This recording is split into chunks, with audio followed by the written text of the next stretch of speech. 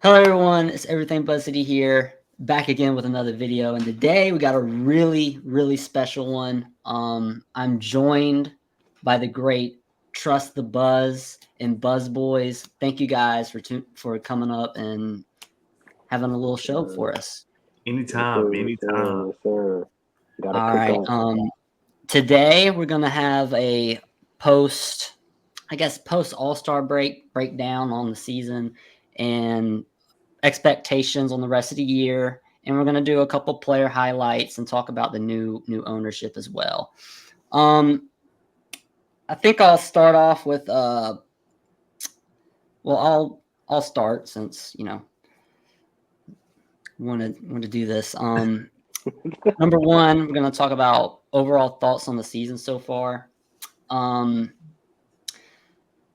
Most of the year I've been really negative on this team. I felt like most of the year, especially after Terry left, that this wasn't even a basketball team at this point. And I kind of lost faith of what we were building in Charlotte. But I will say, and we'll talk about the trade deadline, I will say these past few games, it's really looked like a team that can compete every game, and was really the vibe I got in 2021, which was every time I got home, I knew if I turned the game on, I have a shot to win every single game. And I'm really interested to see once LaMelo Ball is able to get his hands on, spacing. I talked about this earlier in the year before the season started, that for him to reach that next level, he's going to have to drive. He's going to have to finish inside and get to the line. And this year, he's taken a massive step in that aspect, and now he's a all around offensive superstar in my opinion. And once you get with Grant Williams, Seth Curry, you're not running around with JT Thor. I know, Buzz, you love I JT don't. Thor, I but don't love Digi Thor, but he's all right. But it just is what it is, man. He has yeah, some so potential, but yeah, at, but no, at, he got to go, bro. He got to go. he do has to go. I like JT Thor too, but yeah, he has to go. If he, I thought at he a would get certain better. point, yeah, He at a just certain didn't get point, better. potential. At a certain point, potential has to turn into production, and Yeah, it's Yeah, like, I mean, at a certain point, it's like, yeah, he's not getting the minutes, but then it's like, with the injuries, I'm like, okay, he played 17, 18 minutes tonight. It's like your stats still look the same. You still got, 2 points, one rebound. Like, what the hell? So I and mean, not but even good defense either. yeah, Because his we defense watch ain't every great. game, so we would at least Yeah, know. It's like if, like, for example, if a random fan were to watch and say he didn't do nothing, it's like we should at least be able to get your back and yeah, say, well, like, yeah, he no, it's played not going to show defense, up on the stat sheet, but but we weren't even able to say that. I will say a few games before he got benched, like he had like 8 points, eight Oh yeah, he rebounds. was scoring. Like He he knew. started He hooping. knew what He was started coming. hooping. He started hooping, bro, and then it didn't matter. He still had to play since. So it was He knew like, what was dang, bro, coming. too little, too late. Like, players shouldn't need the motivation. But once his contract got guaranteed, though, he did got to start hooping. I don't know, Yeah, man. It's the NBA. You shouldn't need motivation. That's the problem with this team. yeah. all right. Yeah, that's I'll think I'll end it there. When you guys want to talk about that Yeah. point. I don't have no problem going with it. What was the question? The overall feel about the season? Overall thoughts on the season so far. Yeah. Yep. So I mean, really personally, it's kind of was similar to me to the other seasons. I mean, injuries happened early, and we got derailed before we even got started. So it was like, I mean, it was hard to kind of look at the team for what it should have been. I mean, Miles missed the first 10 games. Then LaMelo got hurt. When did he get hurt? Probably the 15th game or so. I mean, Yeah, it wasn't 15th, short 16th after game. Miles Yeah, came back. It yeah, wasn't yeah. long after. So Yeah. I mean, our starting lineup played a combined 17 minutes this season. I mean, so it's like, uh, obviously, you have to judge what's on the floor. You have no other option. And I mean, at times we looked absolutely disgusting because I mean, you look at the team. It's a borderline G League team. We were the Greensboro Hornets. I mean, half the time, I mean, the rotation pieces were literally not even NBA caliber. So it's like part of me was hard on, and part of me was like, I didn't put too much into it because I know this is not the real team. But at a certain point in time, you are who you are. You are who your record says you are. All of those things factor in because it's like, Mitch, why did you not see that this roster was ass before the season started? So it goes hand in hand. But I mean, me personally, I was disappointed because I did think that this was a year where, okay, you get Miles back, you're adding in a top three pick and Brandon Miller, Gordon should be healthy. You're in your head, you still got that, 43, 44 win season in your head. Okay, we just got to get healthy and we're back. And it just ended up not being that. So overall, I am disappointed because once again, we're here like, all right, next year. We're like, man, I'm tired of that shit. I'm tired. Yeah. I'm tired. Like, I'm tired of next year's year, bro. Like, I feel like a freaking Knicks fan, bro. Like, oh my god. But I mean, overall, we saw Brandon do what we wanted him to do as a number three pick. I mean, he's exceeded what we wanted him to do, in my opinion. Um, he looks like a real cornerstone, which is what you want to see out of a rookie. And I mean, in a way now with the trade, totally different team, you have hope to where it's actually realistic when you say, okay, next year, because now the team isn't full of injury prone old motherfuckers or people who don't care about basketball. Now you have a real roster and you're going to be adding potentially another top three pick or top five pick. And I mean, your young piece have shown you what you needed to. And now it's like, okay, LaMelo is healthy, Mark is healthy. You could actually have some real hope. So I'm feeling pretty good about next year. As far as this season, like I kind of got to just view it as a wash. I guess I'll give it like a C minus, a D plus. I don't know. I mean, I agree. It's this season. It was one of those seasons where at the beginning I was like, there's no way this team is good enough. I just didn't see it with Gordon. I still don't like. Still didn't like the fit with Lamelo and Terry specifically. It just wasn't going to work. And that's another thing people think you have to say one's bad to say the other one's good. For me, I just felt like they just did they what they did well, you cannot do that with someone else who needs the ball, as much as the other person did. So it was just, to me, it was never going to work. And neither one of them played that much defense. And I know some people get on LaMelo for playing defense. I mean, look how much people praise Tyrese Halliburton. He literally doesn't play any defense. So I'm not worried. If you can, similar to something Buzz Hitty said about how he thinks LaMelo's like an offensive cornerstone. That's how I feel. And if you're going to be my offensive cornerstone, I don't need you to play defense. But the problem was they didn't get anybody else to play defense either. And it just really, it was one of those things where you don't believe in the team, but then as we get closer to season, Mitch kept saying this is a good team. I see them in practice. And it comes to where either I'm going to be overly pessimistic and just piss myself off for the rest of the season for no reason, or I'm gonna believe what he says because I'm not in the building. And I took the route right before the season. I was like, I'm gonna take the route. I'm not in the building. He obviously knows better than me. I without even seeing a team after what happened, I was like, I should have just stuck to my gut because I could have told you Bryce McGowan was not going to be a sixth man. I could have Yeah, told you that these guys weren't going to be. I mean, they're lucky that Brandon Miller ended up playing the way he has. They're lucky that even to me, Nick Smith Jr. has played the way that he has. yeah, I will say him going to the G League is because some people looked at it as, oh, we're sending another one to the G League. I think him being sent to the G League is a little different. Everyone else was getting sent to the G League because they weren't good. Him, I think he needs to work on some specific skills that you're not going to get the minutes for. Because if he does get yeah, minutes, he's going to be in the corner. I mean, he's been super efficient from there, but that's where he's just going to be. He's not going to get those like lead guard minutes or lead score minutes. He's just not going to get those kind of minutes with this new roster. So him get to sent to the G League, I see it as a completely different thing than everybody else. So the season overall, I've always just wanted a team to compete. I made jokes and people were getting annoyed. I was like, I'm gonna leave the team. They were like, oh, we were tired of hearing you say that. I don't care. I just want a team that I don't care if they're good or not. I just want to see a team that plays, that actually plays. And we've gotten that these last 3 games, and we've won because of it. I think it's going to be a little different because I will say that the caveat is all 3 of those teams probably, even the Grizzlies, probably walked into Charlotte and was like, it's the Hornets. I mean, I know they got new players, but we can probably walk over them. And then Grant Williams, you got Seth Curry scoring 18 points one game, Vasilije Micic scoring 18 points one game. So it definitely has me excited for the rest of the season. But previously, I was just concerned because of the fact that that team that was good, that was 2 years ago. The whole East has changed since then. And even then, I mean, I'm pretty sure we can all remember we were so offensively gifted, it bailed us out a lot. There was a lot of things wrong with that team, but we got bailed out because if I'm not mistaken, we had like 4 20-point scores. So I mean, you don't really have to play much defense when you're putting up like 130 or 120 a game.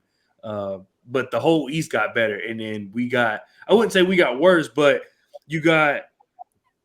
I mean, like I said, you got LaMelo kind of entering his own, so that kind of takes away from Terry. So Terry's not as good. Miles is coming back after missing a year, and Gordon Hayward's constantly hurt. And then you add Mark Williams, who he got hurt. It's like okay, so hold on though, because like this is like hindsight is kind of 2020. You already know what happened, but you said before the season started, you were like, "We're gonna be trash." Like you didn't think I didn't think we would be this bad. No, I didn't think we would be this bad. Because honestly, I was looking at it like, okay, you lose Kelly Oubre, but you add a top 3 pick, and you replacing Plumlee with Mark Williams, and you're replacing Biyombo with Nick Richards. So to me, I was kind of viewing it like, we could still do something, but it seems like you were like before the season even started, you're like, nah, we're ass. No, I wasn't. I didn't think we would be this bad. Let me look at this. I'm gonna look at the standings real quick. I thought we would be somewhere like I thought we would be maybe we're the net. I'll say this. I thought the entire East would be better, like this bottom half. But then I thought we would be kind of where the Nets are. So like right now, the East is like at 7. You got the Heat with 30 wins, and then an 8 Orlando with 30 wins, and then it kind of falls off to 9 Chicago with 26. I thought we would be in that like 9, 10, 11 range, but I also thought everybody would kind of already have like 30 wins at this point. So I didn't think the East would be this bad, but I also didn't think we would be that good, if that makes any sense. So I didn't think we would be horrible. I just thought that we would kind of be outside looking in, but it was because the East was pretty good. I thought we would still have a decent season. It just wouldn't be to the point where, we're in the playoffs. And I thought it was just because we had a strong East, and I was wrong about that. I thought Atlanta was going to be a lot better. I thought Chicago. I don't think Chicago's good, but I thought they'll be better than what they are. That's cooked. Yeah, I thought it would at least be like 500, a game of 500. There are 3 games under 500, and it doesn't look. I mean, they had to get rid of Zach LaVine. Well, not get rid of him, but he got injured to allow Kobe White to kind of take over, and they kind of look better. So, yeah, I'll be lying if I said I thought we would be a playoff team, but I also didn't think we would be this bad, or the entire East as a whole would be this bad. I thought that. But before the season, I did my record, and I really thought we were going to be like a 35 win team, 38, something like that. Maybe we could get to 40, but I saw and it would have to be perfect, right, for you to even possibly go 500, 40, 42, because you're asking Gordon Hayward, who in his entire time here never played over 50 games, right? That's a fact. And then you're asking LaMelo Ball, who the last 2 years coming off of surgery, where he still has, I believe he still has that plate, metal rod, yeah.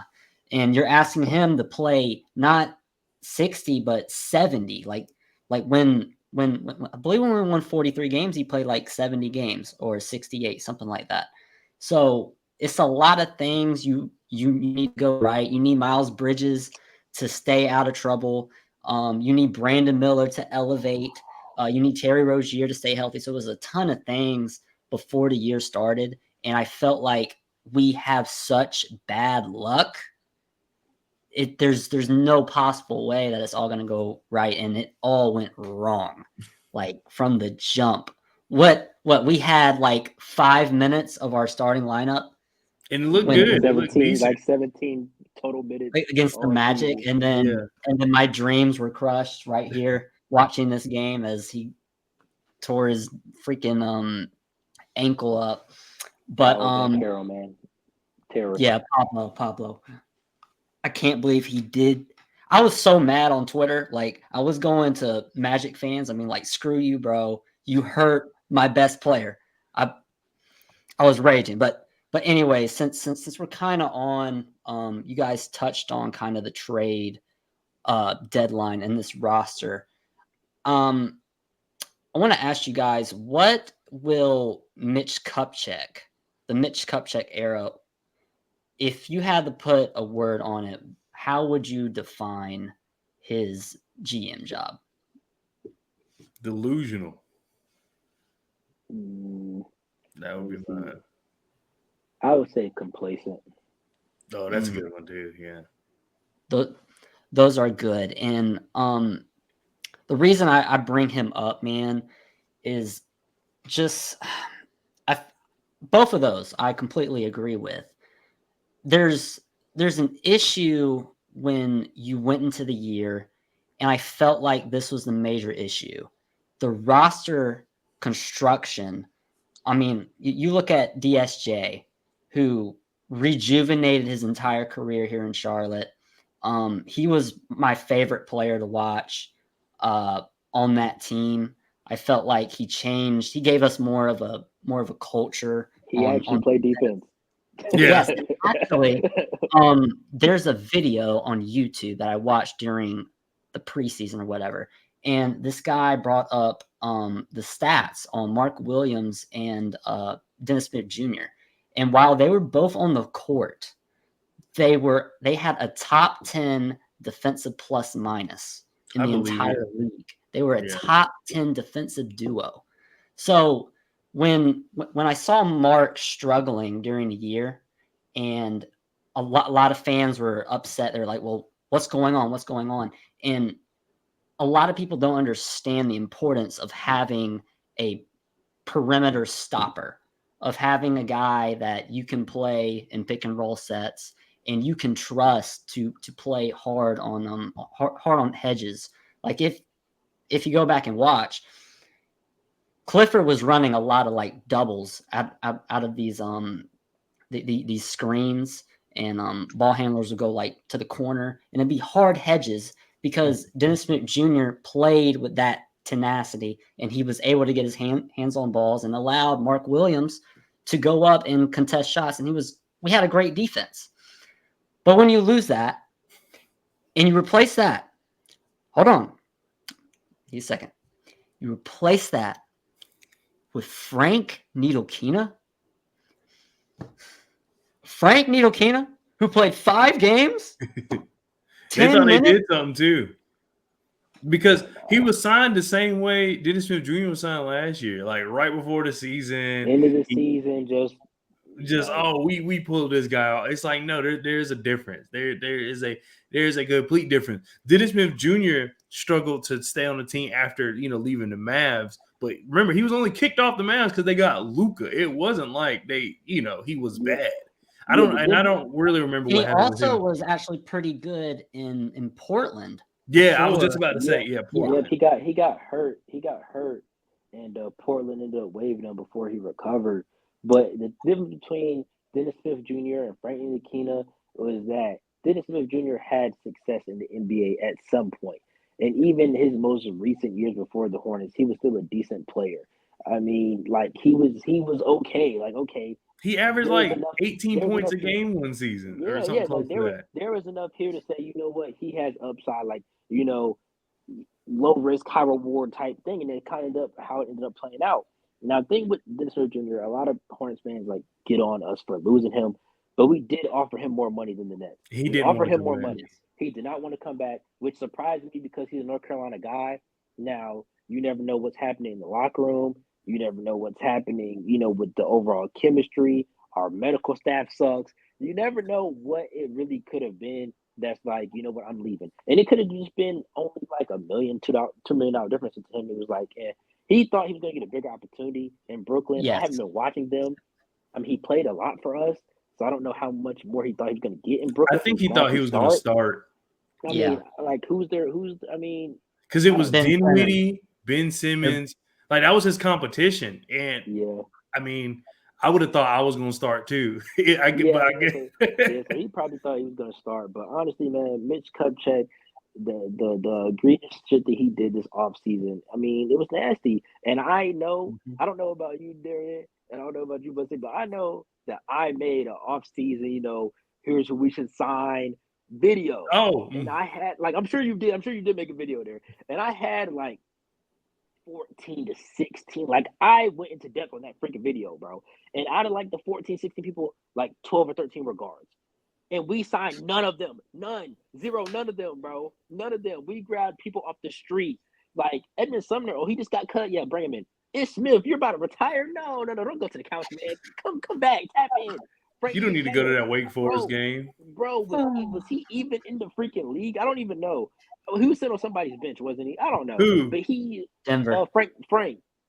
Oh, Frank. He was Dallas. He was with Dallas. Yeah, he Yeah, had he was that with one Dallas. good playoff series with He was with Garden Devin Booker, and that was kind of it for bro. him. He was in Dallas averaging 2 points. Oh yeah, let's bring him in. He's never been a scorer. He's never been shit. So it's like, why Not would we bring him not in? even a good guard. Edmund Sumner, R.J. Hunter, whatever his name was, bro. These people are barely even in the league. And look at our team now. Teo Maladine, not in the league. Ish Smith, not in the league. None of the people that we let go are even in the league. Like, what the bro? That's where I gotta like look at Mitch like, bro, why every offseason were you so cheap? We didn't even use our MLE. We didn't even use it. We could have used that for Kelly Oubre and just be like, here, take this free $12 million or whatever and come back. We literally didn't use it on anybody. Like, I don't know. That right there didn't make any sense to me. Nah, I agree. And I mean, all that goes into why I think he was delusional. And the main reason was he didn't know when to stop. He didn't know when to call it. He didn't know when to say, all right, I may have messed up, but let's pivot or let's stop. That's another thing. I felt as though I know a lot of people are calling for trades, like trade this person, trade that person. It's like, or you could just stop doing the crap you're doing. Stop pulling people off the street at the last minute. You knew we needed a guard. Considering like this is another thing. Even outside of just wanting to have a backup guard, LaMelo's coming off an injury that essentially sidelined him for the rest of the season last year.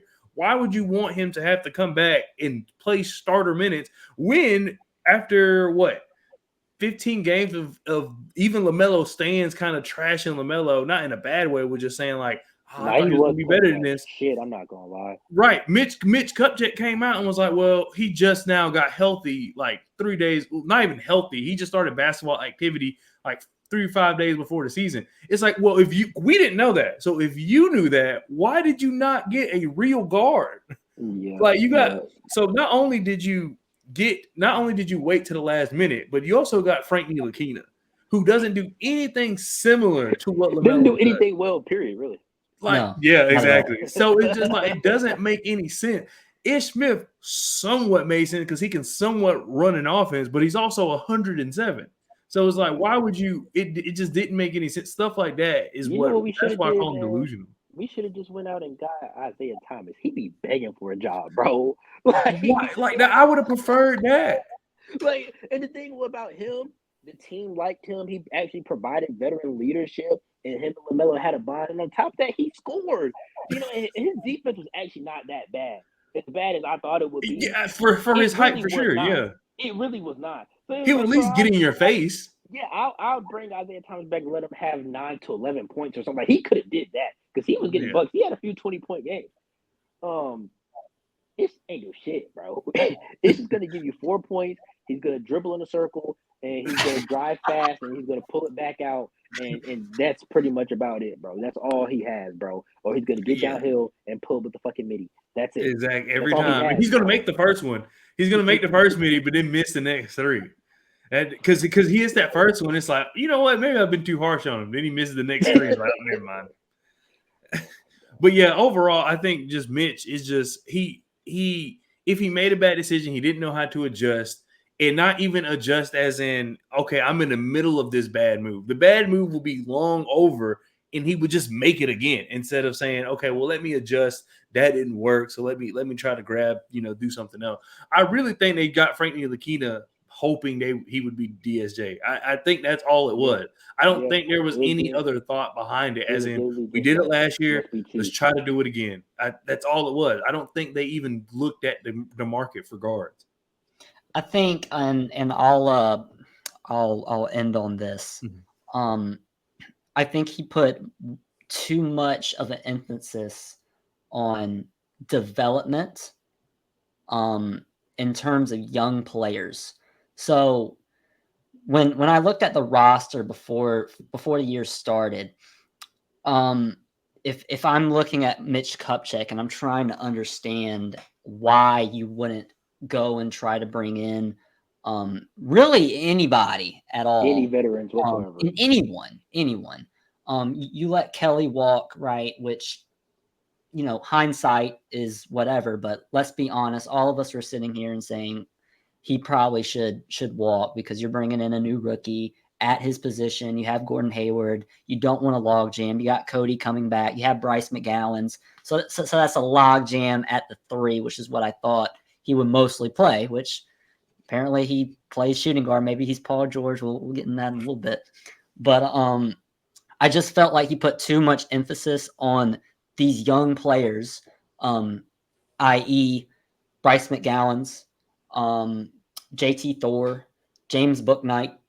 I'll go. We didn't even replace Ty Jones. We didn't even replace him. Like it was just kind of like once he lost his mind, it was like, okay. But again, replaced him with another body or brought over Kai. He was on the roster up until preseason. So yeah, I mean they were going to let it ride until I think he publicly requested a trade. Until he lost his marbles and said, yeah. But even with the videos, I think they were just going to be like, okay, like we'll just. But I think it was like the trading part where they were like, oh, this is where we cut. It's like it was just like, all right. Yeah. But also it's just like y'all didn't play. I don't know, but yeah, it was just weird. It was just a weird situation overall. The whole offseason. Yeah. And to your point, they were trying to help the younger, like they were trying to get the younger guys in the mix. But I that's where I want to know kind of who came up with that call, because from my experience just watching Steve Clifford, what I take, he seems pretty honest. If someone's not doing well, he's gonna say, well, he's not gonna say who, but he's gonna say like we or whatever. I wonder where, hey, let's focus on these young guys came from, because if it's Steve Clifford, I just don't believe it, because he's very honest. Like now maybe he talks to Mitch, the person who signs his checks, in a different tone. Yeah. But at least in post-game press conferences, he says we don't do X, Y, and Z well. So if Mitch comes to him and says, hey, where do we need to do with this roster? Should we maybe go pick up somebody, or do you think that the answers can be found in this roster? I just don't see Cliff saying, yeah, we got Bryce McGowan's. Yeah, we got JT Thor. I don't see him saying that. But once again, I mean, Mitch writes his checks, so maybe he's just a different tune. I always go back to his Laker days when he was given the GM position. When that wasn't, I mean, he was a part of the Kobe championship run. He was a part of that front office that traded for Powell.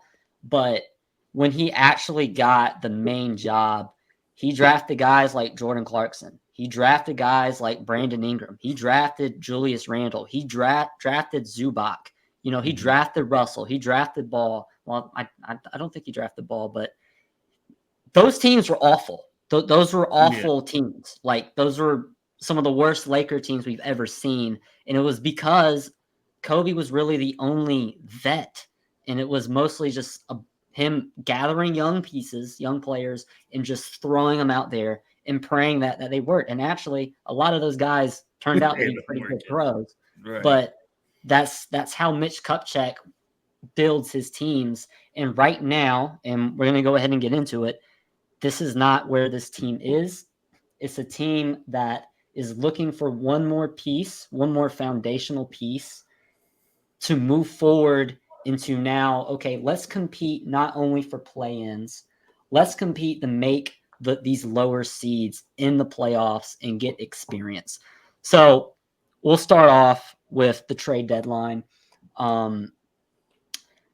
These are my thoughts on the trade deadline. I feel like this is an punch of fresh air for the fan base, for this team, for the culture. Honestly, I think it's comedic that when this trade happened and Steve Clifford was able to get his hands on all these guys, you didn't get a single minute of any of our role players or our bench players before. Nick Smith Jr., sorry, brother. I love you, but you got to go. Bryce McGowan's, go laugh on the bench. JT Thor, go hang out with the assistants. All right.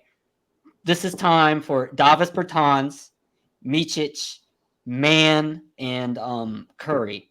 So I'll let you guys go real quick, but I'm super high on this trade. I feel like this sets a foundation moving into next year with a lot of these guys not expiring.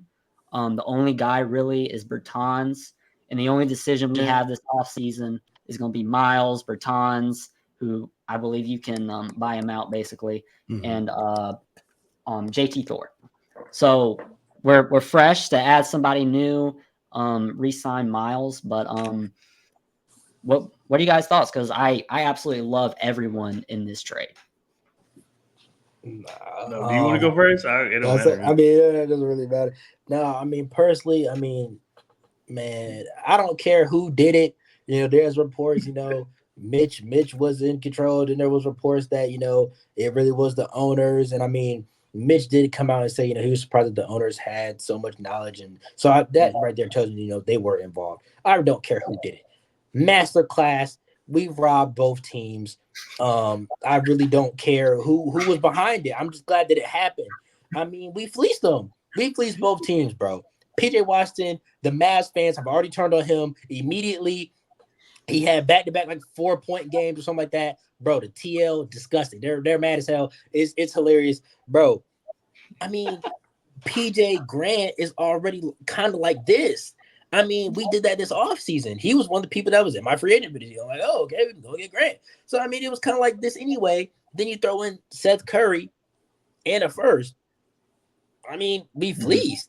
And then when it comes to the OKC trade, I mean, for Broken Gordon Hayward, who was expiring. That was the fleece to me. I mean, to OKC, I know it's not, it probably don't mean that much to them because, you know, whatever. Them, Trey Man was expendable. They were a good, deep team. Right. So it's like, you know, somebody at the end of the day had to be on the bench. It is what it is. Exactly. But, man, he looks like a fucking dog. Like, he might be the solution. I mean, the thing is, he's 6'3", like Terry Rozier, but he's not necessarily a score first only guard. He loves to pass the ball, which surprised me. He's a great rebounding guard. He's a great rebounding guard. And I mean, Terry was pretty good rebounding guard too. But I mean, Trey Man's defense. I mean, and Terry could play when he wanted to. You know, next thing you know, you look at the scores, you know, at the box score. Damn, Terry had 4 or 5 steals tonight. Like, you know, every now and then he'll do that. Trey Man, it doesn't even matter if he's getting the steals, bro. He switches. He's a junkyard dog. He seems to have that mentality. Now, as far as him being vocal, I don't know. He seems to be pretty quiet and tame and calm. But like, I love his game. I love it. And Mitch is just like, yo, we just got a free little Luka Doncic. Like, oh no, that first game was crazy because I was at that game. That first game was crazy. So I was at that. Who did we play? Was that the Grizzlies? That was the Grizzlies. That was the Grizzlies. Yeah, I was at that first Grizzlies game. And I'm just like, yo, who the fuck is this? Like, who is this, bro? Like, yo, we really fleeced. And I mean, obviously, I didn't expect that to continue. And it's going to be interesting to see what the team looks like when LaMelo comes back, which hopefully he does. But I think he's going to be a great backup point guard. He's still only 30. It isn't like his game is based off of athleticism anyway. So, I mean, I'm not really too worried about his age. He has the leadership, even though it's in Europe. I mean, you're a EuroLeague MVP, bro. That commands respect. You know, I'm sure Luka Doncic knows who he is. And I mean, him and LaMelo, like they played against one another at some point in time. So I'm happy about the trade. And I mean, Bertans, I mean, he's cooked the Hornets so many times over the years. It's like, hey, fuck it, welcome to the locker room. I don't really care. I don't know if I don't think he's gonna be too much of a long-term piece, but he's viable for this season, which is really all I care about. He's not a G leaguer. So hey, welcome to the team. You know, like, I'm so happy with this trade, bro. I really have little to no complaints. Like, you can't complain. I hate that, you know, we weren't able to get at least a second or something for Kyle Lowry or whatever. But it's like outside of that, I have no complaints. We robbed him. I'm happy. Is I don't know what. Yeah, that's pretty much how I feel. I mean, You know what's crazy though? This entire thing, not only were we able to get rotational guys for the future here, we got 2 first-round picks in the same we're gonna draft. have three 2027 first round. And then I looked. That is now I don't know if it's gonna happen, but that's the first year with the Mavs could be without Luka because this deal ends 2026. So 2027, they may not have Luka. I mean, I'm going to assume he resigns, but it's just something to. So next time you see a tweet that says Luka's unhappy, maybe it might mean a little more. I mean, as far as the Heat too, because by 2027, how old is Jimmy Butler now? He's mid-30s. Yeah, they don't have much longer either. Yeah, so I mean, it's the Heat. They know how to retool. Yeah, they know how to retool. But every team goes through it, man. Mm-hmm. My headphone, my AirPods just died. So if I sound different or anything, please let me know. But yeah, man, I don't know the protections on that Heat one because I think the Mavs one is top 2 protected, right? The Miami pick is lottery protected, and if it conveys to the next year, 2028 is unprotected. And then the Mavs is a top 2 protected. Yeah, top 2 protected. Yeah, so it's like as far as the Heat go, I'm thinking about them. They're probably going to be trash too. I mean, because Jimmy's going to be old and washed. He's probably going to be moved on by then. I mean, people are already talking about that now. Like, we need to trade Jimmy and do right by him. Like, what the fuck y'all talking about, bro? Who do you think he is? But anyway, I mean, they don't seem committed to Hero, and he's the only other young talented people besides Bam. And it's like, and Bam's he's a good player for a good team, but he's not this is my team type player. He wasn't a real all-star starter, bro. That was a fluke. So it's like if Jimmy dips, they end up trading Hero. I mean, at the end of the day, I can see Bam just leaving, and then the team is just in a rebuild mode. Yeah. So, hey, feed our family. Hey, stuff can change real fast, man. Here's all we gotta do. Draft Bronny. LeBron comes. No. Curry comes. Just get the whole team. We can feed our family after that. No. Everything's different. No. Stuff can happen real fast. Next thing you know, we got money. And then once they leave, we still got 2027 picks. Anything is possible, man. I still think we should draft Bronny though. Like, I don't care. I actually do. I don't want to draft Bronny high. But I do actually want to draft Bronny. I'm not drafting Teo Maladon, bro. I'm not. Bronny's actually, to me, he's actually good at defense, though. I agree. I'll give it to you. His offense is kind of his shooting's kind of but I like his defense. But the thing you got to realize, bro, he had a heart attack a few months ago. And he's a freshman on a garbage team. They're trash. USC. They are trash. They're terrible. They're trash. I mean, like he's on a minutes restriction, so it's like you get him around other NBA players. I mean, I'm not worried about his defense. He is 6'3" though, so it's like he has to be a point guard. He's gonna stay another year. Yeah, I honestly think he should. Yeah, but I need the LeBron legacy to be complete. So I need Brian to be on the court with his dad, bro. I need that for the prophecy. So I really don't care what really happens. I need him out there so we can draft him and LeBron can come. That's what I need. Prophecy is crazy. It is, bro. I'm not a LeBron stan or anything, but it's like, bro, we've never seen a son and a dad on the court at the same time. We have to. I'm more in for the storyline than anything. Right, I have to see that happen, bro. So I can tell my kids, LeBron's really to go. He played with his son. Like, I don't know. I need that. To fit my narrative. I need that. But yeah, I mean, the trade deadline. I mean, this is the best. This might be the best trade deadline. I haven't looked at past trade deadlines, like as far as we ain't do shit. But I was gonna say I think this might be the best trade deadline, definitely in recent memory. But I might want to go on the record and say ever for us. Ever, bro. But because it's just what we got for what we gave up is insane. I mean, the fact that we got players who actually can play basketball for guys who I'm not saying they're trash. Like, I don't think I've said before. I thought PJ, once he left Charlotte, I thought that. I was like, we're going to see a better version of PJ. Now, I don't know I don't think Dallas was it for him, but it had to be the right fit. I don't even think Dallas for what because you were talking about it earlier how Grant and PJ are kind of like here. I don't think those type of players should be on Dallas. I don't think that's what Dallas should be looking for.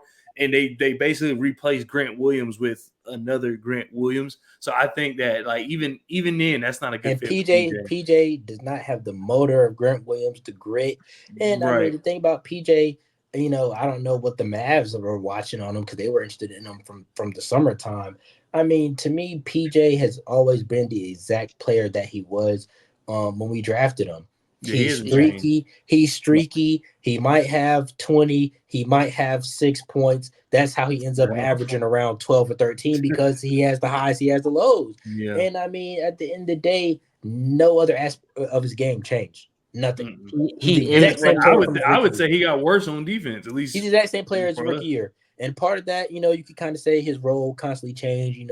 What player was he supposed to be? It's hard as a young player to kind of get a foothold in NBA when your role's constantly changing. Yeah. It's certain things that you could attribute to it, but it's like I never looked at him. It was like he has all-star potential.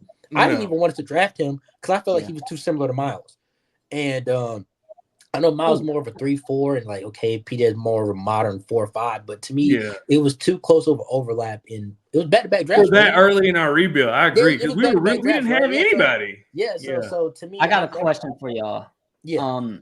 So I wasn't watching during the KD era, so all these drafts before, I really don't know a ton. So when you say you didn't want us to draft PJ, who was on the board there that you might have wanted? Now I'm not gonna lie to you, bro. Now the replacement, it doesn't really matter. But I was adamant. That's fair. About Bol, bro. I was adamant. Bol. Bro, at the time, in Bol's draft, everybody was like, it was like once draft night ended, everybody was like tweeting and writing articles. You're gonna because I think the Nuggets got him. And everybody was like, "You're going to regret skipping out on because before Bobo hurt his foot, he was like a top 5. He was hooper. He was a top 5 pick. Like we picked 11, 12, and he dropped. Yeah, 12. And I wanted Bobo. Was that the Michael Porter Jr. draft or no? Yes, I think so. Yes, I wanted Michael Porter. I wanted Michael Porter Jr. or Bobo because to me, I feel like the Hornets need to take a swing at the point where we were at, because that was. Okay, Kimball was gone. Oh, no, it wasn't Michael Porter. It was Cameron Johnson, Cam Reddish, Tyler Hero, those guys. Okay, well, yeah. I don't know. I wanted Bobo. I definitely remember wanting Bobo. So in the end, it didn't really matter. But regardless, the fit with PJ and Miles, I never understood the fit long term. At the end of the day, I felt like they were too similar. They're literally the exact same height. They're both 6'6". I mean. And now Miles more of a slasher, but I mean, like I said, long term, I never saw the fit. I really felt like at that point we need to go center because it took years. That's the biggest, and that's another thing that I will put on Mitch Kupchak. It took him years to address the center position. When at one point that was our only problem. I mean, at one point as a Hornets fan, you're like, "Yo, if we get center, we'll be good." That was the only issue. We never did it. We never did it at all. We never did it. We were like, "Yo, Cody Zeller, he's the longest tenured guy on our team. This is it." And that this how bad the center position was. We got Dwight Howard, and it actually wasn't that bad. It was like, dude, if we just got a real center, because by that point Dwight was almost out. It was like, dude, if we get a true center, we would be straight because Dwight Howard was putting up 20 games. No. Dwight was hooping. And I mean, for him, it wasn't even really a performance thing. I mean, he still went to the Lakers and helped them. Yeah. I think it was later. What we were asking him to do compared to what they asked him to do. At the thing with Dwight, though, he was still in that, like, I'm still kind of Dwight. I want the ball and I want to bat people down. And then I really heard it was something between him and Malik Monk. He was a bad influence on Malik Monk. With partying and doing all types of stuff to where they were like, all right, bro, you got to go because Malik was already kind of, I guess, so they were like, yeah, that's really why he got shipped out. That's really what I heard when it came to Dwight Howard. But yeah, man, I'm really trying to think about that draft. But all I remember is that I did not want PJ Washington. Tyler Hero I mean, this draft wasn't that good. I do remember wanting Nazir Little. As a Carolina fan, I wanted him too. I wanted Nazir Little for the most part. And I remember wanting Brandon Clark too. God, I'm hearing some names where I'm like, thank Jesus. Brandon Clark is good though. He just He hurt just for the hurt. Grizzlies right now. But Brandon Clark was good. Yeah, I remember one of him too. I remember one of him and what other name did you say? Nasir Little. Yeah. Nazir I Little. mean, at the end of the day, everything kind of was like, who were the centers in that draft though? Were there centers in that draft? There weren't good like Jackson Hayes. I liked him. I liked him. Shit. Yeah, I liked him. Yeah, at the time. Yeah, for Yeah, sure. he hasn't worked out. So we're gonna go ahead and move on. Last thing on the trade deadline. Something I didn't say. Two things. I love now that we went from no backup point guard to now two really good caliber backups. I believe Man can actually, he will continue to develop, and he might be like a 6-man, possibly a starter. I'm not too sure how that's going to work, but we will see in the future. And Micic he's my favorite player from that trade. I mean, just what he does, his passes is stuff like, I'm in the backyard with my pops when he was like 45, and he would like throw these last second dishes, no looks, and I'm like, oh my Lord, you're the exact person I wanted for so long. I can't wait. That I can't one play. wait. Well, it was again. What was the last time we played? Hawks, where he literally was like about to shoot it that far from the ground, and then he's like, yeah, he just passes it. I love it, dude. Oh my god. So I love that, and honestly, this is the biggest thing because Mark got a lot of crap that I felt like he didn't deserve this year, because at the end of the day, he's putting up 12 and 10. All right, let's call it for what it is. He's averaging a double-double as a first-time starter, not even playing 82 games, right? People were just crying about Duran, bro. That's what really all that shit. Yeah, I think it's one of those things where in basketball, I don't think it has anything to do with the basketball itself. Yeah.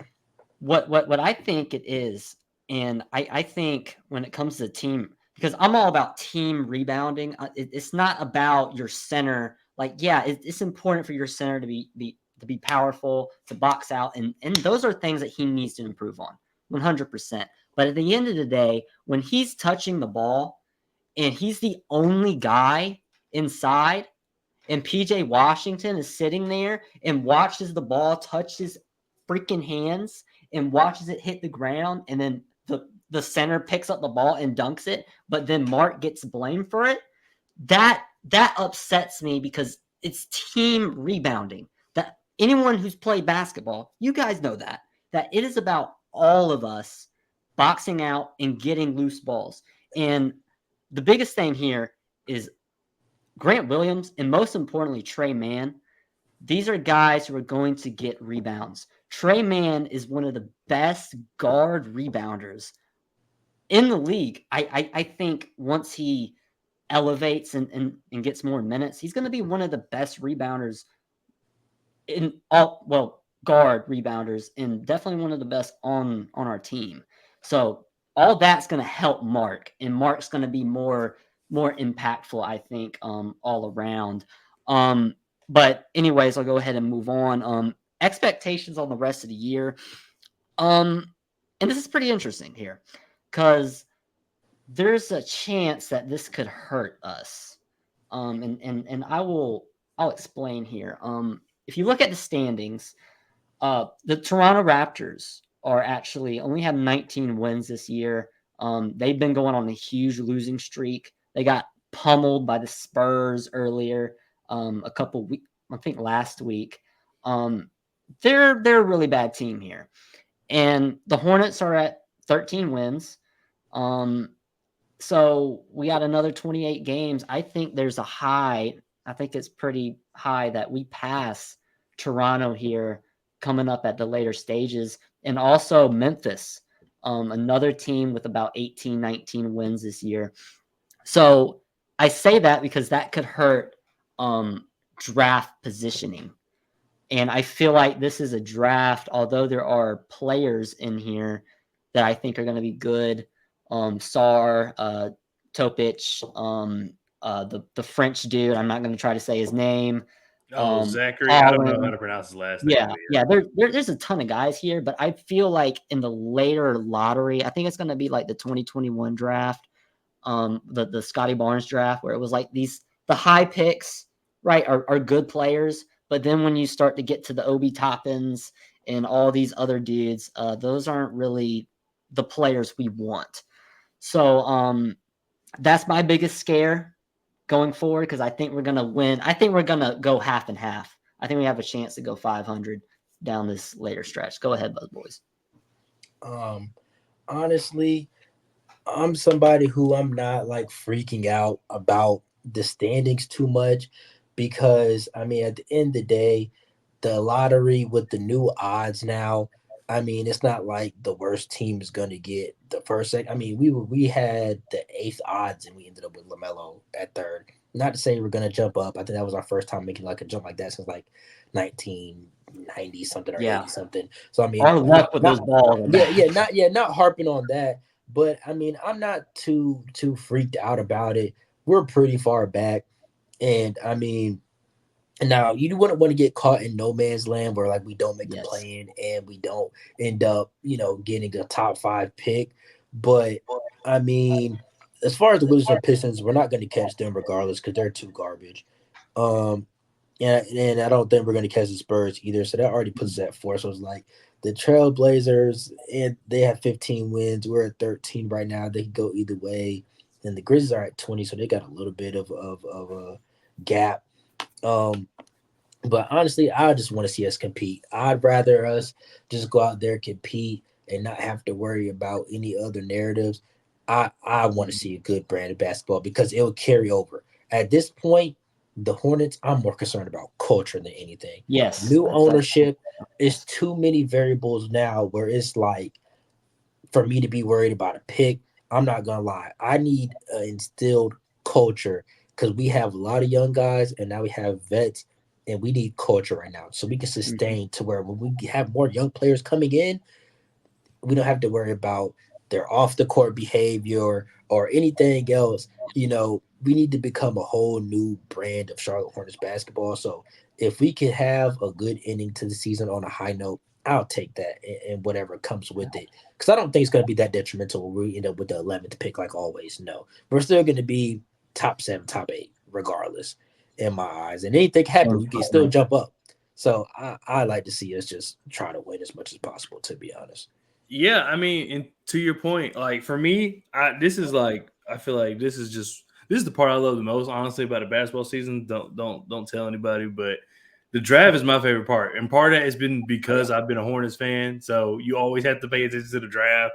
You guys see who you're getting, and in this draft, everything you said about this draft being similar to like that Obi Toppin draft, I get it. However, if the Hornets just stay top 8, 9 or bottom 8, 9, I think they'll be fine. Because in that range, yes, there's tiers of players, but all of those guys can do things that the Hornets could use. Whether that's Reed Shepard, who can shoot, or all the way to if you get to Stephon Castle at UConn, who is like a combo guard. And yeah, I feel like now we have a lot of guards, but I mean, it is what it is. I'd rather have all these reliable guards than have none, especially considering there's things with Cody going on. As far as we don't know, we don't know the future. So let me ask this. All right, it's kind of a 2-part question, and we're getting close to kind of an hour, so I don't know if we can restart or anything. I don't know, but 2 questions. One, if we focus in on the draft, what position do you think is of the utmost importance now? For the last few years, it's kind of been just go best player available and figure the rest out. Do you feel like now we're getting to the point where it's like, okay, we can kind of start pinpointing, we need this position to kind of, and it's still positionless basketball pretty much at the end of the day. But how do y'all feel about that? And also, how do y'all feel about the possibility of trading the pick? Do you feel like we're close enough to where this draft is not even that deep to the point where it's like, we could maybe use this as an asset, considering that we have the cap space. If we really want to get serious and these new owners are aggressive, we could say, you know what, instead of trying to find a star and we're trying to add 3 or 4 more years to this development, let's go out and get our guy because the salary cap this season it's getting serious now. They got that Yeah. that apron where a lot of teams are not going to want to get anywhere near it. The penalties are severe this year. It's changing. So this could be the year where you dangle some picks out there. We got these assets now. We haven't had the, it's a different offseason now. Mhm. So we have these assets where we could, really say, hey, that's our guy. Like, I mean, I'm curious about Brandon Ingram. I don't know. I just feel like he could be our guy. I don't know. So that's what I was gonna. So yeah, that's a good point. For me, it depends on. I need them to have a plan. Right. I'm what actually, do y'all want to do? What do y'all want to do? For me, I think it's tough because it's only been 3 games after the trade deadline. So part of me won't say just keep the pick, but I do get wanting to take the extra leap. I think it'll be easier to pick once the season's over and once we kind of see what everybody's going. I know we kind of touched on it a little bit about what Trey Mann's going to do because I feel like that's going to play a big point because if Trey Mann shows he can be a starting shooting guard, then it kind of alleviates a lot because then we get Brandon Ingram, what happens? Now, Brandon Miller can work on his handles a little bit, maybe be better at the 2 position, over the course of a summer, knowing he's going to play the 2. But I mean, we'll see.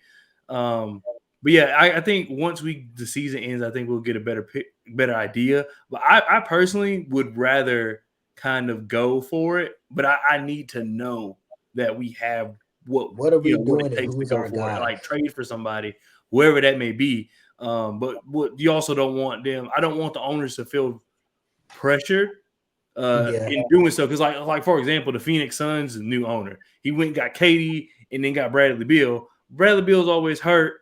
And I mean, that's really it. Bradley Beal's always hurt. You don't really have any depth, and your center position is kind of out of whack. So I don't want that, but I don't want them also to be like, oh, we see that everybody loves that trade deadline. We don't have to do anything else. So we have to keep that. But I would rather them see. I would rather see the team kind of go in the direction of okay, we've had enough young players. Let's focus on winning. Because our 3 best players, however you want to put it, they're all under 25. I mean, exactly. And then I think Miles is like 26, so that's still young. So I think he's still 25, maybe. He might be, yeah. So that's kind of my that's my reasoning for wanting to trade for somebody. Mm-hmm. But I mean, I'm not going to be mad either way. But to your point about if we do draft, then I think we are at a point that they should identify a position in need and pick it. Center, unfortunately, is not one.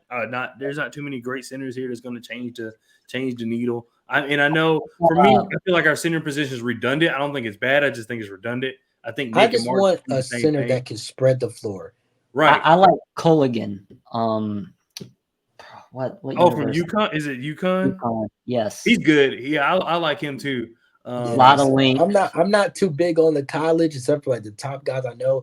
If they're honestly not playing UNC or they're not like a national star, I don't know who they are. I'm not gonna lie. I'm casual when it comes to college unless it's my team. So I'll believe that. I am too.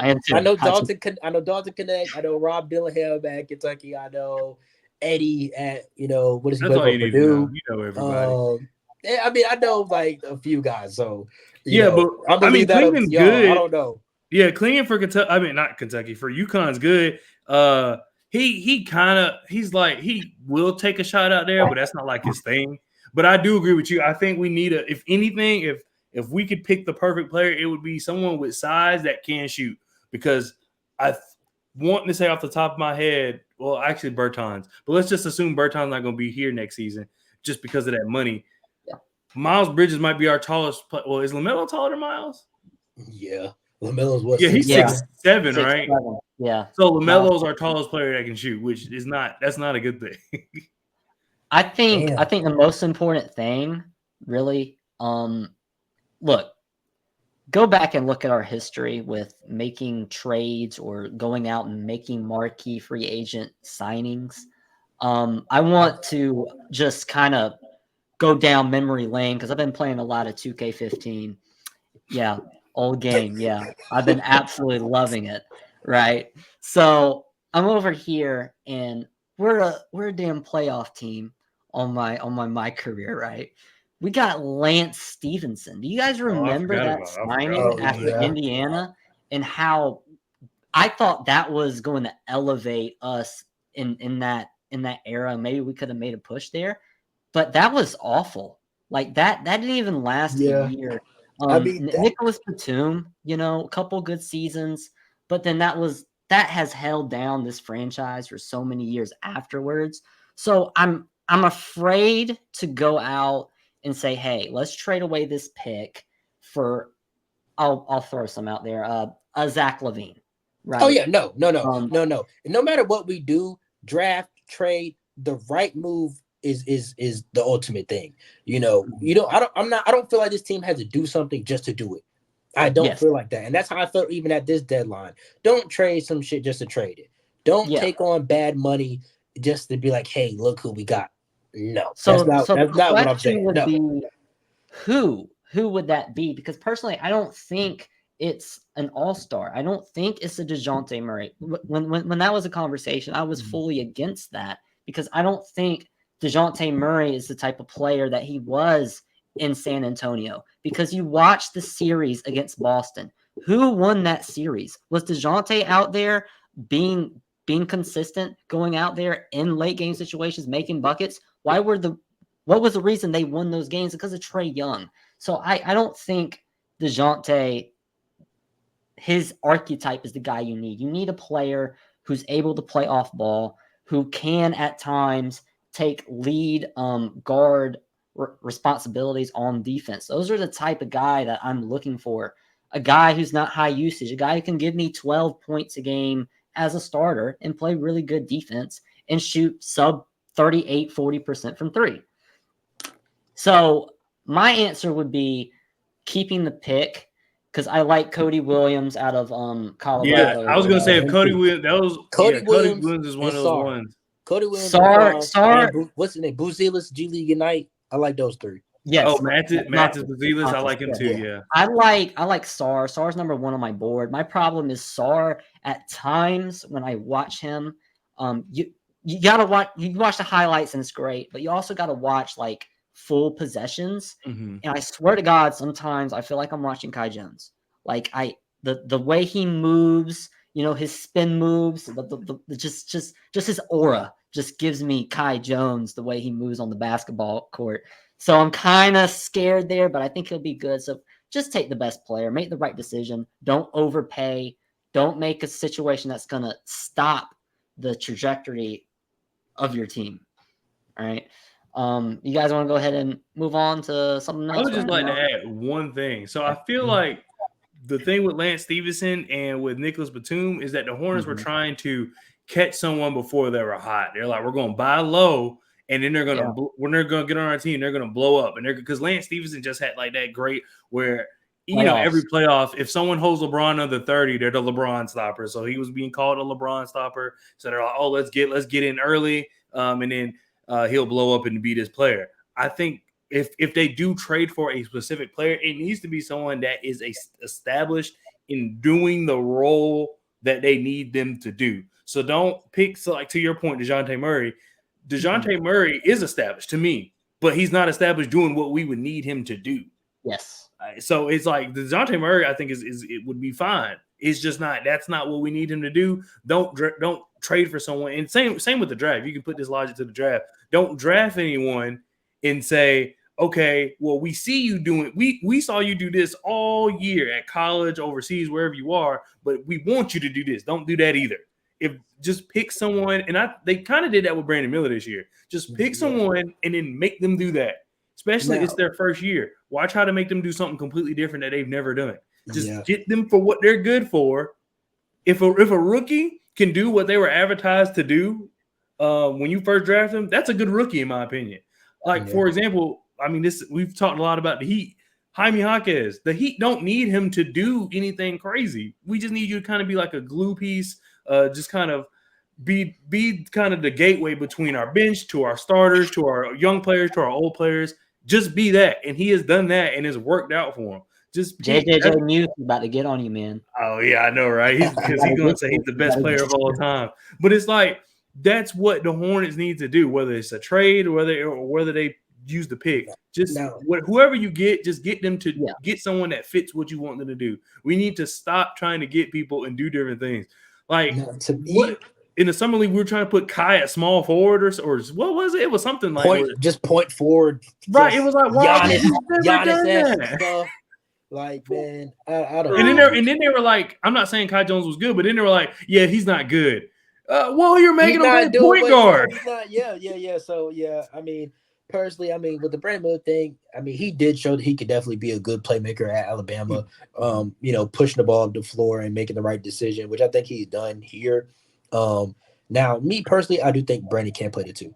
I do think long-term he is going to be a 2-3 long-term. Mm-hmm. But to me, I feel like if the Hornets are going to kind of stay on the path that we are, we're trying to be a team that can switch everything, get out and run. To me, the 2 names that I've just been kind of focused on for free agency, Pascal Siakam.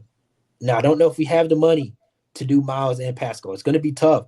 But if you do that, you can put him at the 3 or at the 4, Miles at the 3, then Brandon could be your 2. And, long term, he could do it. I would say it does alleviate. Because my thing with Brandon, the only reason I don't like him at the 2 is his dribbling. But you have Miles, you have Melo, you have Pascal, who all can put the ball on the floor in their own way. It's not the perfect one, but if we were to move Brandon to the 2, we would need to that 4 or whoever, or whoever goes around Miles Bridges needs to be able to put the ball on the floor too. It would need catch and shoot guy. It has to be someone that can. And the thing with the whole Brand the 2 thing, I know some people are kind of skeptical about it, but we've yet to even see him really play with LaMelo at the 1. Yeah. We've yet to really see that. It's easy to say, oh, man, he can't play the 2. Yeah, because he had Taylor Maladon and Ish Smith out there running a fucking 3-guard lineup. Yeah, there's no spacing. Hell no. That's why, it kind of goes back to what we were saying at the very beginning. I don't want to judge too much off this season saying what somebody can do, can't do, what this team should be doing and can't be doing, because half the time the team was a borderline G League team anyway. So it's hard to evaluate when you look at the pieces around, what are we supposed to think? It's hard. So that's why, and that's what I feel like last year was supposed to be. Let's get Kai out there to know what we have. Let's get Booknight out there to know what we have. Let's put these players out here so we know what we're working with going into the offseason, and that didn't happen. And now we're back at it again. Okay, what can this piece do? What can this piece do? Can they play together? We don't know again. So yeah, I think we did find out what they had. Yeah, I think we found out. Fucking trash. It was just too late. Yeah, it was just too late. It was too late, though. It was too late. We already kept him on a G League team and then tried to this. Oh, that's something real quick that I didn't even think about. Our G League team has been terrible, and they were like, "Yeah, we have faith in these guys." It's like they can't compete against other G Leaguers. I have not. They can't compete against people that were put, because in the summer league they pull people off the street, literally off the street. It's like they can't beat the guy who works next door. They're not as bad as a 705 though. Yeah. That is atrocious. That is a terrible. Yeah, I have no clue what's going on with the Greensboro Swarm. Has Amari Bailey's been playing good? I have seen that. Yeah, he has. Amari Bailey's been playing good, and I honestly would put him over McGowan's. I would shit, throw him out there, see what he can do. I don't think Amari's quite. I don't know. I really don't know what the plan is with him. I feel like he's going to get buried and I'm scared because he can't shoot, and so they're going to use that against him. Like, oh, he can't shoot, but it's like he's also extremely efficient from the floor, though. Yeah, isn't he shooting like 23%? His 3-point percentage is terrible. Yep. But his regular shooting percentage, I think, is good at a high usage. Which I mean, like the level, like in terms of guards, like. Mark Williams was great in the G League, and I knew he was ready, but that it's vastly different from bigs and guards. He would get so many different looks. Mari's not going to be getting to the rim as easily. He's going to be getting different coverages, and they'll just force him out. So I don't think, I hope Amari the best, but I just don't see, if we keep all the guys here, I just don't see him finding. The only young player that I could see cracking really with what we currently have is Nick Smith. Nick Smith Jr. McGowan, I don't see him getting real minutes going forward. And I think Leaky has a shot. Who? Leaky. I think Leaky has a shot Leaky. too. Yeah. Leaky can have a shot at that 3-4 right now. He's going to be kind of where he is now. He's going to be that guy to where if an injury happens, they have no problem calling him up and saying, "Hey, then they will keep him around for that." Everything that JT Thor was supposed to be. Right. Because JT Thor, they weren't even asking him to be special. It's like, dude, we just need you to be there when we're injured. We chose JT over Jalen McDaniels, and he didn't replace Jalen McDaniels' production. As far as scoring, because say what you like about Jalen, he was selfish as hell. Once he's on a fast break, he's not past that shit at all. But he isn't getting any PT. Yeah. He's cooked. He's cooked. Him. Is so. I'm like, we were playing him like we were playing him, but he would still give you. And people thought we were crazy for trading him. Like national media was like, I wouldn't have did that. Yeah, now he's not even playing. But he still gave us like 10-5. Oh, for sure. And he would hit clutch shots too. He was solid, but JT his never replaced that. Man, dude, there were so many times in transition during that year where I was like, bro, like there's like just guard the ball, man. It was him and Kelly Oubre. Oh no, it was him on fast break opportunities. We would have 2-on-1s or 3-on-1s. He's not passing the ball. And he'd have the ball and he would just go straight up. He's never passing that. He's not gonna pass it. I'm like, bro, use your hands, man. Like, pass it. You have the ability there. But one thing on JT, and I tell you guys this all the time, right? And I said this before the season. I made a whole video on him. All right. He is PJ Tucker without the leadership. That is what he is.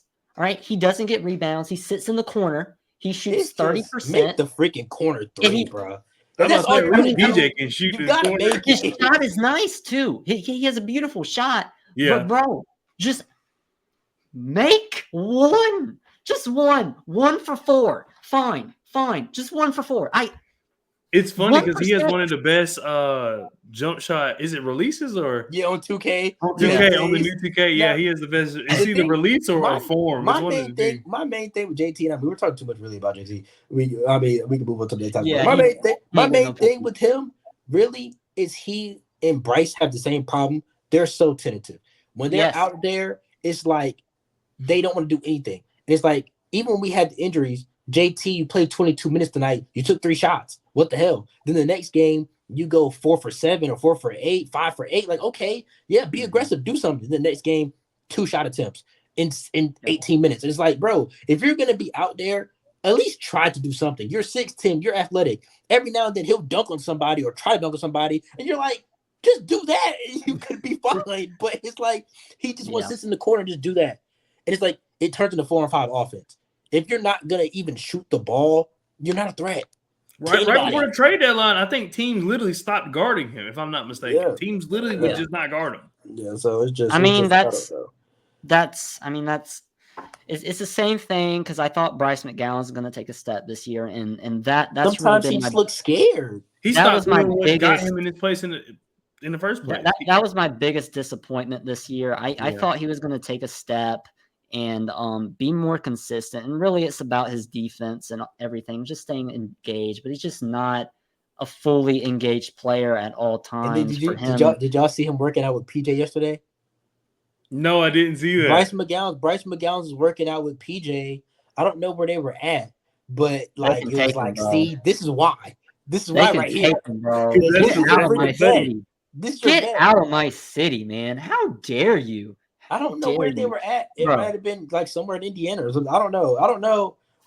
But yeah. It was probably Dallas. It could have been. But yeah. Bryce and PJ were working out yesterday on Instagram. All right. Well, I want to touch on something.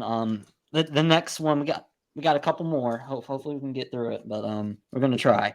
Brandon Miller and LaMelo Ball, and I want to talk about this here because it's super interesting. Oh, man, it really is.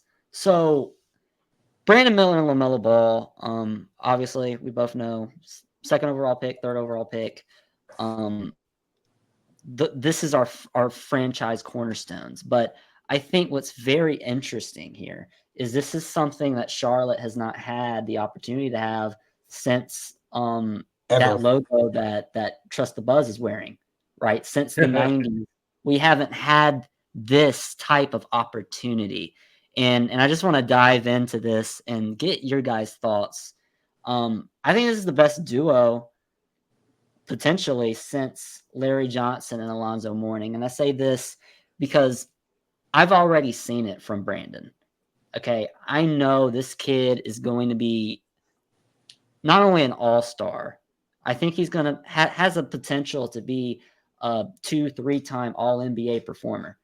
And also I've seen that this year from LaMelo Ball of being a second team, possibly a first team all NBA performer if he's able to stay healthy. So when you have those two guys on your team, you can subsequently build around those skill sets a lot better from compared to the major one, which really these were supposed to be the two cornerstones in the Kemba era. It was Kemba Walker and Michael Kidd-Gilchrist. Obviously, Al Jefferson never took that step, and Al Jefferson was amazing. But if we could have got him the Utah, like those 2 years in Utah with Kemba, maybe we could have cooked something up. But here nor there, Kemba never had a number two. Let's be honest, he never had that guy who can be on two sides of the ball, who can shoot, where the spacing. I mean, if you go back and you watch 2015, 2016 bro season, had Courtney Lee, which I do. The biggest Jeremy Lamb problem with those teams was Michael Kidd-Gilchrist. Did you see the coverages that Kemba had to deal with? He would be on the court, and it was literally the entire, like, there was no one anywhere close to him. So the fact that we were able to win 48 games with that playing over like 24, 25 minutes is insane. Anyways, back to LaMelo Ball and Brandon Miller. I think this is a cornerstone piece that I think can bring us our first playoff victory since 2002? Is that how long it's been? Yeah, I know Gerald Wallace was here, so yeah, it had to be something. Yeah, it's been a long time, but I think it's more easier to build around these two than it was the Kemba and the Geralds. And yeah, I'm gonna let you guys go because I feel like I'm rambling, but go ahead. No, I do have a quick question. Darren, can we extend this like when it gets to the hour and a half? Because I don't remember last time what really happened. When we get to the end, like, is it going to give you options to keep going, or like it's just like clipped, or like can we keep going and then like group them together or something like that? Like, I don't even know. But okay, no, I think it's just gonna turn off. But I'm trying not to click nothing and then turn it off.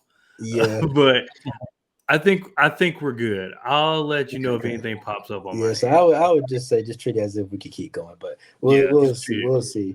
But to me, honestly, I think this is by far the most hope and the most sense of direction that the Hornets have had, and I would honestly say the last 10 years. Because even with that 2015 team, I mean, we ended up being an 8th seed, but we were better than that. Like I think the 3 seed and the 8th seed, like all the way down, like 3 seed, like it was literally like a point half difference, and everybody that was a 48-win team. It was an 8th seed. Yeah. It was that all is crazy. Like, yeah. We were 8th, or we were like 3 and 6 or something like that. I think we were like battling for that 3, 4, 5, 6. I think it was a tie between that. But anyway, I digress. I think now we have this direction to where it's like the sky's the limit. We've seen these other teams rebuild. Look at the Sacramento Kings. Garbage for the last 2 decades. Now all of a sudden they're at the top of their conference. Look at OKC. The time is now to where it's like you get these cornerstones and you do right by them. We've seen that it can lead to success, especially as these veteran-led teams break down, dynasties in, and I mean it's always a change of the guard in the NBA every few years. So the time is coming for the Hornets if we do it right. And to me, Brandon and LaMelo are definitely the cornerstones. I'm not one of those people. I mean, and it's sad that Hornets Twitter has come to this, but I just constantly see debates. Brandon's the face, LaMelo's the face, bro. this is where it's like we don't even know we're blessed with. We've been too impoverished to even imagine this. Yo, we have Yeah. two cornerstone players. Y'all Just worried be about the wrong happy. shit, bro. Y'all trying to put them against each other. They're here. They're Yeah. gonna feed our family and take us to the promised land. Yo, worried about the And you wrong know what's the funny shit. part? There's specific, and I'm not gonna say who, but there's specific people who, at this point, do it just to make people mad, and the fact that they can't see Hey, that is that's what hilarious. I do. I do that.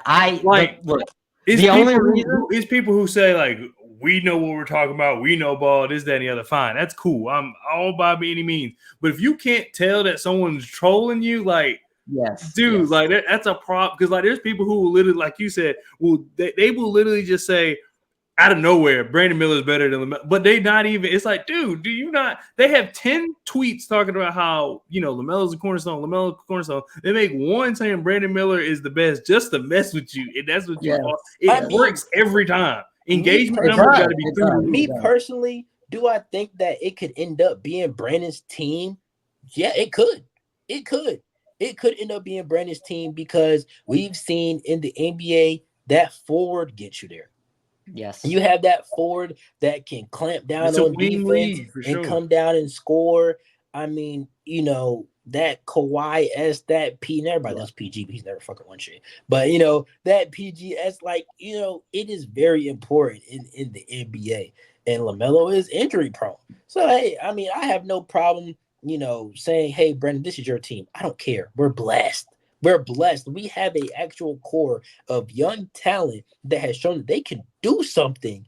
Like, bro, y'all worried about the wrong stuff. This Yeah. is the best situation that the Hornets have been in a long time. We focus on the wrong stuff because we just not used to it. Well, some people did not. They just don't know how to even fathom the fact that, like, we don't have to be against each other, man. Everything's gonna be okay.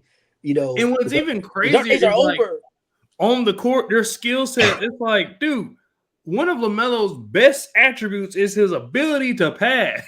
So it's just like, do you really think, some people, because I one time was like, I feel like LaMelo wants to be like the floor general. He wants to score, but he's always looking to He make the extra enjoyed pass. getting his teammates Always. involved. I see it. And yes, I remember when I said that, they were like, "You're stupid." LaMelo always says he wants to score. I'm like, of course he wants to score, but that's not what I was saying. I'm not saying he's going to get 20 assists and 3 points. I was just saying that 10 assists is pass considered. No matter how many points you score, if you get 10 assists, that's considered passing a lot. So these two guys, they work together perfect, almost seamlessly. And Because they haven't they even both can gotten play the off each other. They experience both can run the together. offense on their own. It's crazy that they're having that conversation. I And now, think for me, again, sometimes you'll see me post Brandon Miller is the franchise player or whatever. Look, it's just trolling the Mellow stands. That's all it is. It's honestly the funniest thing to ever to make that post, and then you have 12 of them just losing their marbles, like the Mellow Hive guy. I when Mellow got hurt, like past week, and fans were like, what the heck, da, da, da, or whatever during that little stretch. He had like 20 of them. It was flooding my timeline. I had to mute him. I was like, dude, please. I'm not against them, but Lord, you're really making me not like them. And I love them. I'm not gonna let no fans get in the way of that. But I think Melo is an amazing player. I think he's going to continue to average 24, 25 points per game. But once Brandon is ready to take that, which I think Brandon is a 25, 27 type of dude. He's more on the higher end of 20s, in my opinion.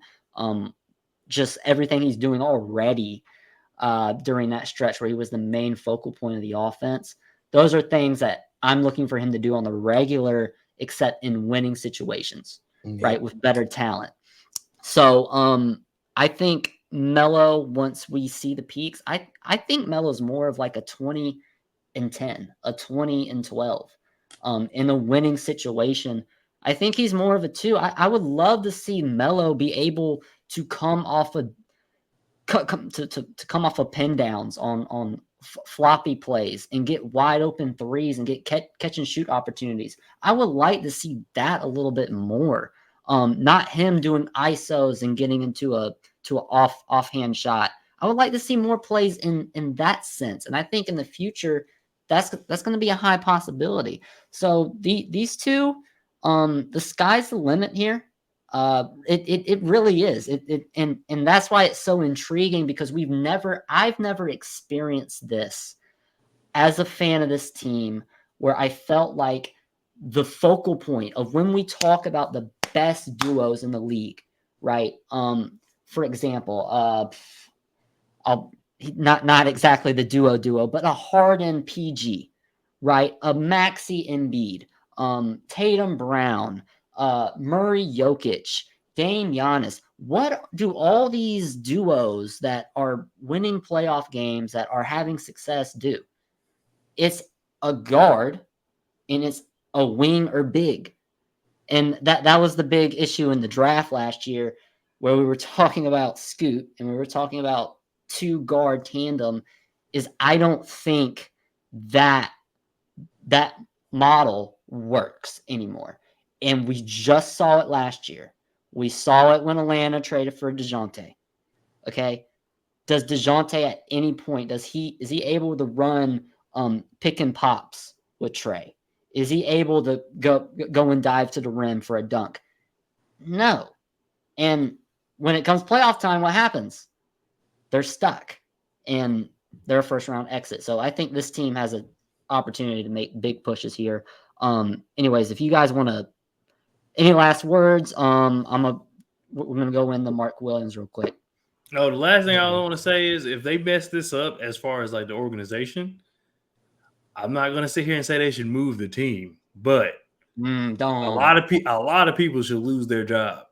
Yes. If LaMelo stays healthy, because that's one quick thing that I don't get, is that when the national media will say, like, it's looking like it could become Brandon Miller's team. As Hornets fans, we watch the games. We're like, okay, well, I mean, it's LaMelo's team unless he says otherwise, or however you want to put it. But I do get, if a player is hurt all the time, if you're someone who does not watch the Hornets and their player, that's supposed to be the team player, is hurt all the time, then you can't give him that title if you're someone who does not watch the game, which I don't blame them for not watching the game. So yes, it may not be correct, but I don't get the whole, like, everybody getting so upset when the dude doesn't play. He has not played. Now, granted, I wouldn't play either. I would have been like, I said when he got hurt the first time this year, I was like, don't bring him back. And they brought him back, and then didn't work out. So I think it's important though for him, and that's the biggest problem I think right now, and it's going to be an issue.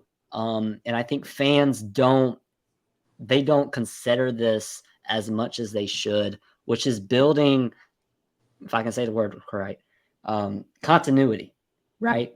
Last year, we were able to see a little bit of Mark Williams and LaMelo Ball, and it looked good.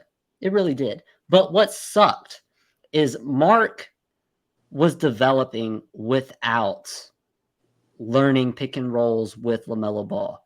Okay. And that's the biggest thing that sucks, is you're not building that chemistry. You're not winning. That's fine. Okay. You're gonna look, the team sucks.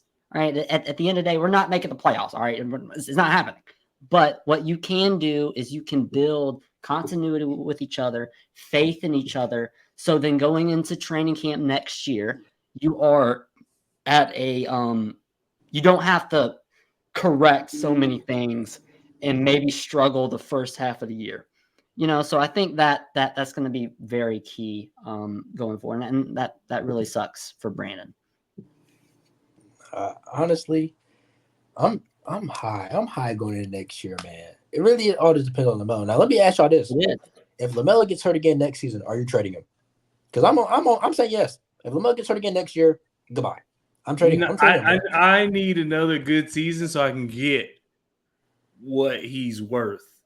Because we know when he's healthy, but all bets are off. But if he gets hurt next year, and I'm talking about like it's another bad, he's playing 30, 40 games, bro. You got to start looking at him like, yo, you're Ben Simmons. Now, maybe not as egregious, but it's like, dude, But we can't build around this. I'm trading him. If LaMelo gets hurt next year, I'm trading him, bro. I need him. I need him to come back and give me another. Good, it depends on the stint. Yeah, it depends. It depends. Like, because if he plays like trash, then I might as well just keep him. But if he's playing how he was playing, then it's a different story. No. I'm not even talking about his own court production because I know when LaMelo's out there, he's gonna hoop. The problem is, I mean, the best ability is availability. Yeah. I mean, yes, everybody's still posting, look what LaMelo did in November. Look at 30 and 10 games. Bro, it's fucking February, bro. It's going to be March, bro. It's over, bro. Yeah. That part, if it comes down to next year and it's like, dude, hold on. Oh, that shit kept going. Oh, I didn't even notice. I didn't say it like, oh my God. Okay, so cool. We're good. Okay, so, I mean, in my opinion, bro, it's like if LaMelo gets hurt next year, and I'm talking about, it depends what our season is. The problem with the LaMelo injury is that it keeps happening early in the season. Like, damn, we can't even get, a few games above 500 and try to sustain something to where it's like, okay, look at Sixers winning Embiid. Embiid goes down, but the Sixers are already a good team, so it's like they can stay afloat and be fine. LaMelo gets hurt at the beginning of the season. It's like, damn, we can't even do anything. And it's like the season's already over, and it's fucking Thanksgiving. Like, fuck. So I don't know. I don't about that. I think it's a little bit too soon. If look at the end of the day, man, he has to get to the point where he's able to play 60. Like I think 60 is where my cutoff is. But if he doesn't get healthy, 65 if he wants to get them goddamn NBA incentives. It has to be the right player. I mean, I don't think you're gonna get the value.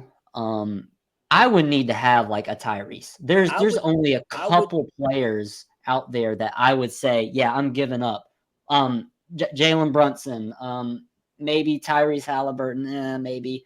But I think he's a top 8, top 5 point guard when he's healthy in the league. And that is a franchise player. And I have faith in him. I give the stand. He's only 22 years old. It's purely hypothetical. Yeah, he's young. But again, if Luka, you want to offer me Luka Doncic? Yeah, I will do that. But anyways, let's touch on this. I know Trust the Buzz, you made a video about this earlier in the year, and it's about Mark Williams. And this is something, when was it? November, December, somewhere around the same time of LaMelo going down. He's had this back injury, and I'll be honest, it's scary and it sucks because Mark Williams was my favorite player on this team last season. Him and DSJ, obviously, because they were awesome. And North Carolina State Wolfpack, baby. Just so y'all know, the best university in the state of North Carolina. Just so you know. If we didn't mess around and lose to Clemson and Syracuse, I would have said something. No. Whatever. Yeah, we did lose. Okay, DJ Hornets dropped 30. All right. I'd rather that than Duke. If it was Duke, I would have had to log off. Yeah. Nah, man. UNC's for the playoff family, man. We're gonna go ahead and get RJ Davis in the second round. We'll be good. Just get in the second round. The Hornets should always just get a bunch of UNC. Just get a bunch of UNC. Carolina players in general, no matter if Wake Forest or not. Just get all of them. Yeah. Just take them. But I'm kind of scared here for him. A little bit. Back injuries are really scary for bigs. Lower extremities. I mean, we can think about all the players. I'm not specific on any players that were really hurt by back injuries career-wise, but when I think of some of the what ifs, I'm talking about Greg Oden. I'm talking about I think Bill Walton had some issues in his career. Ralph Sampson for the Rockets. So I'm hoping this doesn't hold him back, and I'm interested to see your guys' thoughts on it, because I think Mark Williams, if he can stay healthy, is a core piece of Oh yeah, this for sure, franchise going forward. for sure. Honestly, for me, I'm not too concerned right now. Now with this current medical staff, it is like, I don't know, but I feel like at this point he's probably got some third opinions, and it seems like we haven't ruled him out. To me, I wouldn't really expect to see him maybe the last few games of the year if he's 100%. Um, I think Mitch came out and already said, like it's not bad. It's more of a procedural thing. Like, let's not rush him back to no real reason to, he's going to be 100% healthy. That's kind of what Mitch said. So, I mean, in my eyes, I'm like, I don't think it's that bad. I feel like if it was that bad, he would have had surgery by now. Now, one thing that I'm hoping, the only thing that scares me is that our medical team is being negligent. He does need surgery. We're delaying the surgery. And then he doesn't get surgery until like fucking April or May. And it rolls over the next season. Now he's late. He's missing training camp and he's trying to get caught up. And that would piss me off because like we've had months and months and months to just all right, he's shut down, he's having surgery. He could be recovered and be 100% going into next season. So that would be the only thing that really would concern me is that if we say, oh, he doesn't need surgery, he's fine. It's just we're just playing the waiting game, being safe, and then it turns out, oh yeah, it's actually worse than we thought. He does need surgery. That would really piss me off, and it would concern me, but not necessarily for him, for our medical team, because it needs it needs to be gone. It needs to be a complete overhaul because they're Yeah. terrible. They're worse. They're worse than the NBA, and it definitely concerns me with anything with this team because it's like a sprained ankle somehow turns into something else, and it always Yeah. seems a snowball when it comes to this team and injuries. And I mean, um, I think the I don't ownership really group talked about understand that. why though. I don't. I believe the staff was a part of the Oklahoma City Thunder during the KD era, and that they were viewed as that staff was viewed as one of the best in the league for a long time. And I really don't understand what what's going I on think it's there. the Jordan Yeah. regime because Yeah, Jordan's cheap. That's why we I lost think Kenny Atkinson. right. I think if you everything from medical staff to actual coaching staff to players to front office personnel, they've all had these high accolades coming from wherever they come from. They get here and they revert back to something or they get worse. I think it's just there. I don't know what it is because I obviously I wouldn't know, but it's something that is happening in the between time because like you said, I do remember that some of the staff was from OKC and OKC was known to have a good staff at that time. Now either we didn't get those guys because I don't know the difference between who we got Yeah. compared to Yeah, who was I there. can't name a single member of the medical Right. staff, so So I don't Yeah. I don't know, know. Me maybe we neither. didn't get the right guys, but there's something in between that has caused that. And I don't know what it is. It could be Jordan being cheap. It could just be, you know, we need to sell tickets, so let's not try to make it seem as bad as it is. It could be a lot of things. That is probably one of the reasons why I'm not too concerned because he was hurt for like 4 or 5 games. He came back, played pretty well, and then got to the fourth quarter and then kind of I think he re-injured it or something. And I think Mhm. I felt as though they were like, you know what, that's it. Just shut it down. We'll play it. We'll play it week by week or month by month, however they want to do it. And I think that's just kind of where we are now. I would be pissed if they waited and then to get surgery. Um, the only thing is with that, I would rather a new staff come in and say, "Hey, he needs surgery," than if this staff told him he needs surgery. That's Yeah, the only like leeway I'm willing to give is that if they get a new staff sometime during the offseason and they say, "Hey, he needs surgery," it's gonna suck because it was delayed. But I feel like this staff would have told him he needed surgery and he didn't. So I would rather get a better medical staff in there.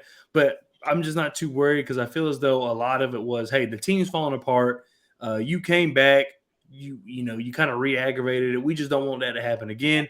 And I think this team right now, we all agree that chemistry is a huge proponent of what we need to be focused on. I do feel like this team has kind of, as an organization, has kind of been like, we're looking into next year. We just want our guys healthy for next year.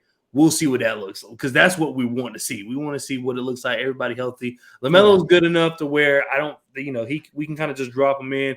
Mark, he's just not necessarily the role he plays for the team. While big is very important, it's not like he's not like the anchor like Rudy Gobert or something like that, or the offensive, weapon that Joel or Jokic is. So he's just kind of like a piece there. So that's kind of what I'm feeling, but I don't know. I will say with Mark Williams, I do think he has Defensive Player of the Year potential. Oh, for sure. I do think that he has that Rudy Gobert anchor type potential because, I mean, we saw games where he had 3 blocks, 5 blocks. The thing with him, he'll have 3, 4 blocks. Then he'll have like 2, 3 steals. It's just like, damn. And I'm reading an article right now. This is from Mitch Kupchak's statement. He said he saw a specialist. This was last week. This is February 9th. So he saw a specialist last week, which would be like February 2nd. And he's supposed to be reevaluated in another 4 weeks. So I guess that would be like last week of February, first week of March. And he's scheduled, he does expect to make 100% return to play. So, I mean, it's going to be interesting to see, do we try to throw him out there in April? Just, I don't know if we would do that. I can see that. I can see once kind of like the playoff dust settles as far as the other teams, they're kind of pulling their guys back. And then they're like, all right, now we can insert you. But while teams are fighting for seeding, we don't want to put you out there, and get hurt again. So it feels like to me, and the reason why I bring up Mark and being afraid, obviously it's because injuries are scary, but this is I know the thumb thing wasn't really that big of a deal. He's rebounded from that, but those are 2 injuries in your first 2 seasons. And again, for bigs, injuries are probably the worst thing out of all the positions that it derails so many careers. And I think Mark, we need him to be not just okay. Like I've watched enough of Mark Williams to know that he's going to be an important part of this team winning going forward. I think he really, and the biggest thing is I want to see him with this. What we have now, I want to be able to see the consistency build. That's something I talked about in my preseason outlook on these players, and people talked about Mark Williams, and everyone was like, oh yeah, he's going to be, he's going to do exactly what he was doing last year. He's going to come in, make 0 mistakes, get 4 blocks a game, 3 blocks. He's going to grab 15 rebounds, 15 points, whatever. And I was like, hold on. No, there's a big difference from coming in all-star break and starting and being looked at as the starter from day one. And I said there's going to be inconsistent play. You're going to have games where he has 15 and 15, like the first game against the Hawks. And there's going to be games where you're like, is this even an NBA starter? Right? Which happened. And then the Detroit game happened, and that was embarrassing. But you move forward. And I want to see him get consistent, because the most important thing, I don't know about y'all, but I really did not expect him to be this good offensively around the rim this year. I mean, for a good portion, he was averaging 14, 15 points per game during the start of that season. I think he was leading. Was he leading the league in field goal percentage? Yes, he was. Yep. So the thing where I was kind of excited this year for Mark was the 3-point shooting. It's something that he can do, and I think people forget that. At Duke, he could shoot. Now, he didn't shoot a lot, but he could shoot. And Steve Clifford talked about it last year. He's like, Mark can shoot the ball. We saw that Duke. He does it in practice all the time. He even hit like a game-winning 3 at the Greensboro Swarm. I think he had 2 back-to-back kind of or something like that. But Steve Clifford was like, next year we're going to see him. We're going to let him shoot the 3 a little bit more. But for his rookie year, we want him to get the fundamentals and kind of build his game inside out. So I was happy to see Mark possibly turn into somebody who could possibly spread the floor, which is what we need at the 5. But now we're losing another year of development. And we're still kind of like, can he shoot at the 3-point? I mean, at the NBA level, Yeah. and it's like, or is that something that we're even still going to try to implement? Because it's like, at this point, it's kind of like going to be like damn near third-year rookie in a way.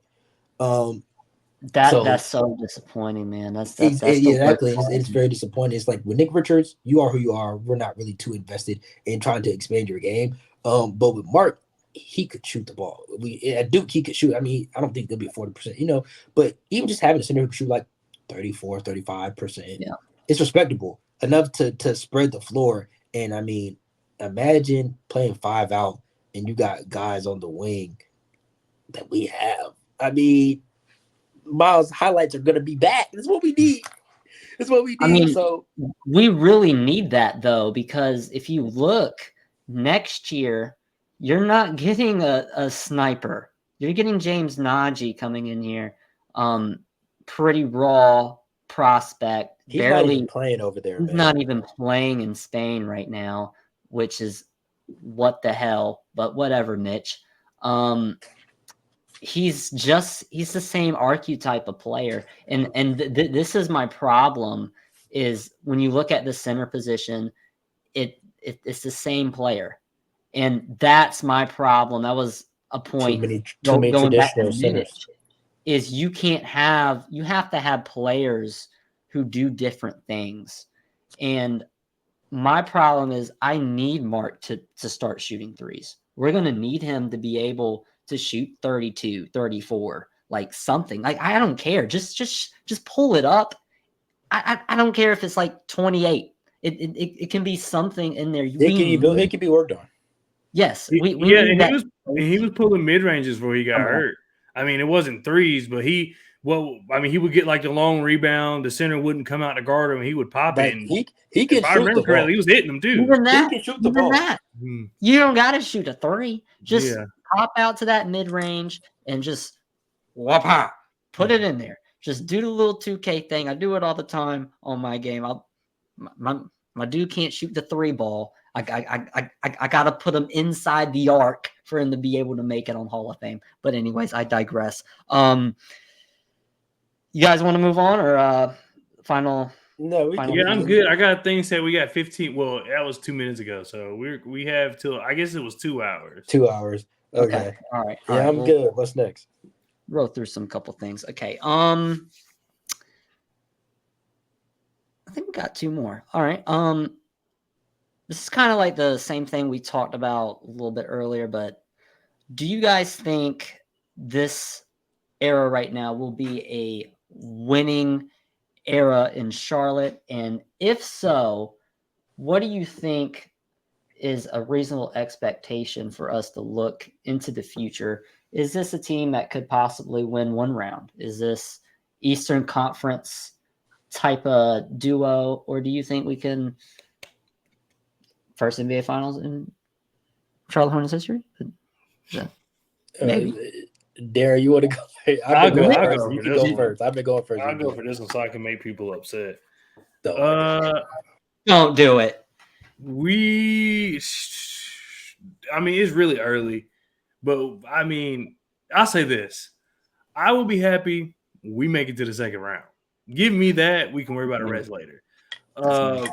As far as like, what do I see? I see, if I had to like relay it to a team in another team's success, I would say as of right now, I see it being like the Trailblazers with Dame, where some years they would go to the finals and Western Conference Finals and lose. Some years that 1 year they got surprised by the Pelicans because the Pelicans had like Drew Holiday and Rondo, which when you think about it, is a crazy backcourt. But Drew Holiday and Rondo, and then they got kicked out. I think we'll be like in that range where some years, we may be able to push the limit, but for the most part, it's kind of understood that we don't have what it takes to eventually make it to the NBA Finals. But things can change. I mean, this is literally based off none of the team playing together. This is just all what I highest hopes for everybody and not really knowing exactly what we're going to have with our bench unit, not knowing who our GM is, not knowing who our coach is going to be, all those things too. I think the better example would be more of the core here, like the Miller and Melo. I think back like Pacers, like Paul George. Yes, and, very similar to that. That's where that's kind of where I see it. But those guys had a second round type of ceiling. So what is the ceiling? Some years their only fault was running into LeBron. So if you give me a certain GM and a certain coach, that can move the needle for me. But as far as like what we have in our core, I think we're in that Pacer realm where we may run into I guess this time it will be Celtics. We may run it. The only reason we're not going further is because we keep running to the Celtics. I would honestly say, I think, I mean, as far as this era, I mean, it depends on what you deem this era. What exactly are we saying? Are we saying just new ownership? Are we saying for the next 4 years while Brandon's on the rookie contract? I took it as like next 4 years. Next 4 years, I would honestly say, I think we could be an Eastern Conference Finals team just because, I mean, we've seen these teams make these runs. I mean, we watched the Heat do it as 8 seeds. The Hawks. I mean, I honestly feel like the East is as wide open as it's ever been and as it's going to be for the next few years. Dame's getting older. We'll see what the Bucks end up doing. I do think Giannis will leave eventually. But honestly, feel like the East is open. I mean, I feel like we're like the young Celtics. I mean, you have Jaylen Brown and the Tatum. That could be your Brandon and LaMelo to where it's like, these are all NBA guys. I mean, LaMelo's already got his max extension. So we know that. And honestly, I mean, something that we haven't really mentioned this whole time, Miles Bridges. I mean, we keep talking about duo. I mean, it's really a big three. I mean, and it depends on if Mark truly becomes a defensive player of the year type talent. I mean, never talking about big four. It's hard to write that off when we're talking about the age of these guys. LaMelo Ball is 22 years old, ladies and gentlemen. I said ladies and gentlemen, no ladies, but he's 22 years old. So, I mean, when we're talking about 4 years from now, health is included with anything in this team's future. Yeah. Health is everything. But if we're talking about 4 years from now, this team just is gelling more and more and more. I mean, I would say conference finals because at this point, I mean, the bench is going to be a problem. We're talking about in 4 years. I mean, those 2027 first round picks. Are we trading them? What are we doing? I mean, I think at that point, we would be able to put it together and make some runs. Yeah. But it's going to have to start next year with a playoff berth, and you build upon that. We can't keep. Yeah, we're not going to jump from where we are now to. Yeah. But I mean, maybe at the end of the day, I'm not going to lie, man. You never know in the NBA, bro. That's like the Kings were not in the playoffs, bro. Mm-hmm. they were not. And then all of a sudden it's like, boom, oh, you have top 3 seed. Oh, all of a sudden they're a real deal team. OKC was ass, bro. You never know once you start throwing I think a coach will help me feel better because this is kind of what I was thinking. We see how things are now because the team's used to losing. Mm-hmm. Stuff changes when everybody has expectations. Yep. Stuff changes when you're LaMelo and you're expecting Brandon Miller to be available for you in the fourth quarter in clutch games, and then he's not. Stuff changes when you're Miles Bridges and you're expecting LaMelo to be like the lead guard and do what LaMelo does, and he doesn't when you need him to. So we need a coach to be able to balance that, because something I see now is that we have a lot of personality, and right now it works because no one's expecting anything of anybody. But I wonder what that's going to look like later. I don't think it's going to be a problem. I think it's going to be like a brother. You know how brothers fight. It's going to be one of those things. I don't think it's going to be like a Shaq and Kobe situation where someone's coming to practice calling somebody a fat slob. I don't think it's going to go that far. I think it's just like we're in this together, and we're supposed to be winning. I think it's going to be one of those type of things. I really don't feel if it doesn't go egotistical. I really don't. I mean, I think everybody wants to win, and once that starts happening, I don't see a fray coming up there. I really don't. I think the problem is more on it's more on the guys that are not in this future. It was I think Yeah, Bryce was a maybe. little bit too much free flowing. James, he's out of there. But like I'm talking about these duos, and I think and I'm really talking about young. Like, well, I mean, Jason Tatum's not super duper young. I mean, he's going to be going into his early 30s at some point here. I'm talking about guys like Franz Wagner and Nah, Pablo, Jason Tatum's right? still 25, bro. That joke crazy. That's crazy. That he's been 25 since I was in Yeah, high school. I yeah, literally remember him at right. Duke. He's been 19 the entire time. Yeah.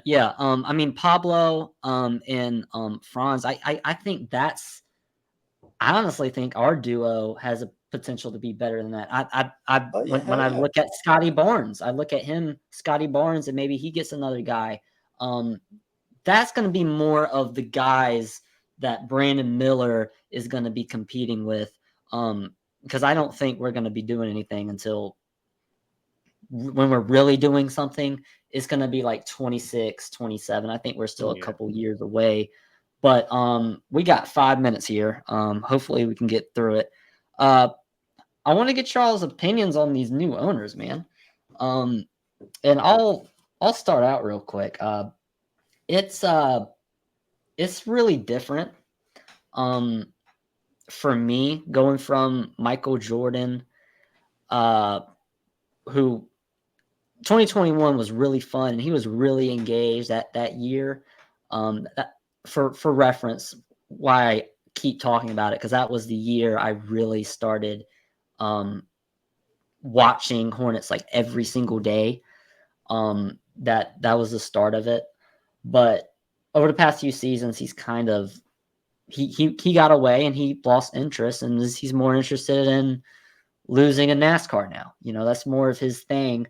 But I like these guys. These guys go out. I've seen them talking on Twitter and sending out emails and all that. And all that means a lot personally.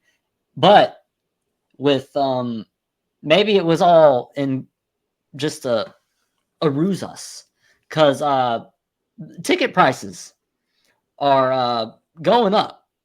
I heard one was talking about like the upper levels, or I'm not too sure, but like 125% increase in ticket prices. The club seats are going up like 80%. That is ridiculous for a team who has 13 wins. I mean, so what are your thoughts on the ownership? Do you like them? Do you think they're a little bit too involved? Just what are your thoughts on what they've been doing so far? To go real fast, I like them. I think that the whole ticket thing is something that was put in place before. Because I mean, I don't know how reconstructing the whole building works, and I don't know how getting those ticket prices approved works, but I assume it has to go through a process. They haven't been here that long to really, I feel like they came in the gate and said that, and they seem pretty self-aware of like the situation we're in. So my hope is that they would understand how bad of a look that is. I honestly feel like it was something that was already going to happen. It just so happened to occur on their watch. But I like them. They, like I said, the best thing I like about them is that they seem pretty self-aware about where we are as an organization. They don't seem to like shy about it or say, "Oh, we just been unlucky." It's like, no, we're not good, and we're trying to be good now. Yeah. Personally, I like them. I honestly like the fact there's two of them because it's checks and balances. I feel like a lot of stuff that happened is like Michael had that last word and kind of even if it went against the grain. So I like having two through the checks and balances. As far as the ticket prices, I really wasn't aware of that. I don't get my tickets from Ticketmaster anyway. You can always find a good deal on plenty of these apps. So I really don't care, frankly. 'Cause I'm not going to pay whatever the price is, regardless. But I'm sure that it has everything to do with the 2025, 2026 remodel that's scheduled. So like I said, like Darian said, I'm sure that's already been in the pipeline. It was something that they just kind of inherited and just kind of had to enforce, I guess. But I like them. They seem to be interactive. They seem to know ball, and I think that they do listen to the fans. And I think that at the end of the day, they truly do want this team to be good. I wouldn't put them up there with Steve Ballmer as far as the enthusiasm or anything, but they're Yeah, he's engaged in super this team. enthusiastic. They're engaged. They're engaged in this team. They know what's going on and what's best for this team. I'm interested to see what the GM hire is, and it seems like they want to go with two separate, president and GM, which I like. I want as many checks and balances in this organization as possible. You don't want too many cooks in the kitchen, but I want more voices than just MJ says, "Hey, bro, we're about to do this stupid thing," and everybody goes, "All right, Mike." They're scared. But anyway, we're running out of time, so subscribe to Buzz Boys, subscribe to Trojan Buzz, subscribe to Everyday Buzz City. Yeah. Did it keep going? Hey, we're Bruh. Trust, what the hell, man? Hey, it is almost midnight, so I don't have a problem wrapping it up. I don't have a problem really keep going. It really doesn't matter. It's all up to you guys, but we can do a proper what's the word, outro, if you want to say. Did we reach all our topics? I know you said we had 8. Did we touch all 8? Let's see. Did I skip any? I think that's about it. But you brought up one more thing I want to talk about, or get y'all input if you guys have even looked into it. This new GM. Is there any guys you guys are looking at? I want, I've seen a few, organizations that we've been linked to: the Nets, the Sixers, the Cavs, and is another team that I'm forgetting. But most of the teams, I don't like the shit they've even done. So I'm gonna go with the Cavs because I like the way they built their team. Yes. They were ass. And LeBron they left, they got were good real ass. fast. And they got They good were real they were fast. ass, and then no assets outside of their own. Exactly. They didn't make any crazy trades until they already kind of built something with Jared Allen, Mobley, Darius Garland, and then they were like, all right, it's time. Boom. They go out and make that move to get Mitchell, and it was never rumored Mitchell to Cleveland. Never. It came out of nowhere. But they went and said, this is our guy, and they did it, which is something that I would love to see the Hornets do. If you decide, okay, LaMelo, Brandon, Miles, Mark, this is enough. This is our core. We need this. Go and get them. Just do And this. Just do it. And then you Just can do sell it. it to the fans if Mitchell were to leave. Be like, look, we got him. He got us to what, the second seed in the East right now, and they probably finished top 4. It's like, what else do you want us to do? I mean, we did everything kind of we could do, and then and then not only that, we still have Garland, we still have Mobley, we still have these other guys that can also contribute. Yes, we're not going to be as good as we were with Mitchell, but we're good enough to where we can either do it again and get somebody else, or we can maybe draft another piece or something like, or develop I another honestly player. don't think he's gonna leave.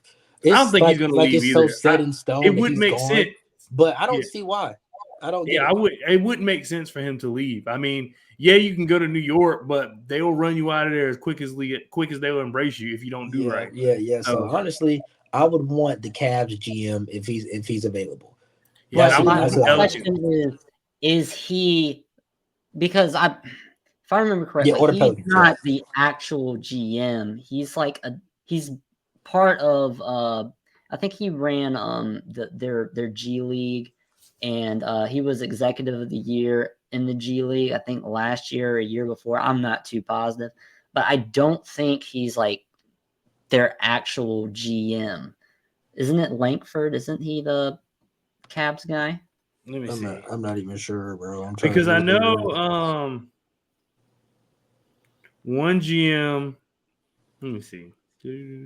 I don't want Brand from the 76ers. Yeah, so Why not? Landon. Why not? Because with the 76ers, bro, outside of Embiid, what the hell has the process been? They haven't done anything. It's been bullshit.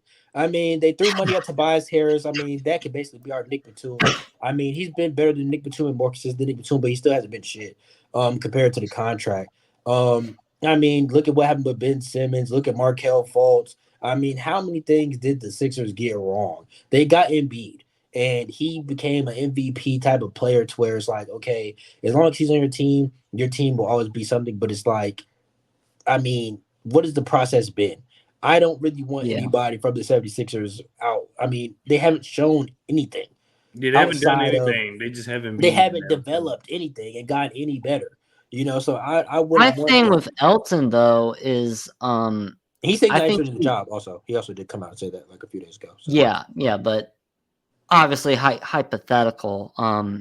I I think he obviously made the wrong decision or he waited too long on Jimmy, and Jimmy left, and therefore you had to pay Tobias, and he freaking overpaid as hell. Now he's been under um a lot of people would consider the best GM of this generation. Um, Maury, David Daniel, Daniel Morey. whatever his Yeah, first name is. Um, so I wonder, has he learned things from him? But again, you mentioned the Cavs guy. I've Oh heard a yeah, little bit I about got it. him. I got it pulled up right Okay. now. So he is currently their general manager, Mike Gansey. Oh, He's expected to be considered for the Charlotte Hornets head of basketball operations. So it would really be kind of a promotion.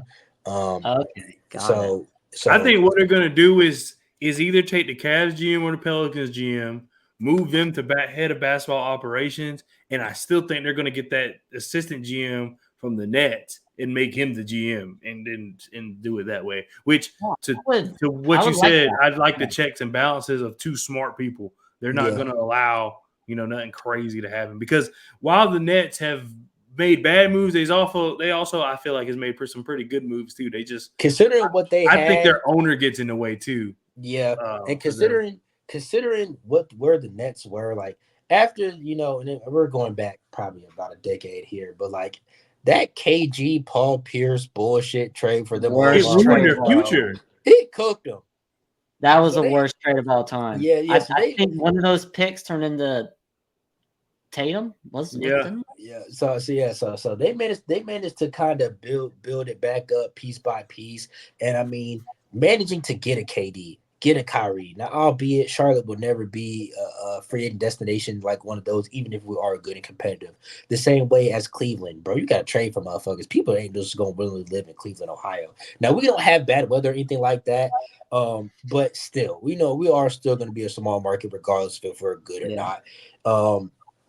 So I mean, really, it's going to come down to do we get somebody who has the guts to make a big move and the right move.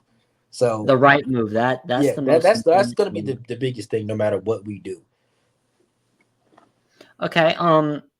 You guys mentioned something, and again, I won't hold you guys too long. So whenever you guys just want to go on to bed or get out of here, just let me know. Hey, everything, shut up, bro. All right, just let me know. But you were this is something that comes up a lot about Charlotte, right?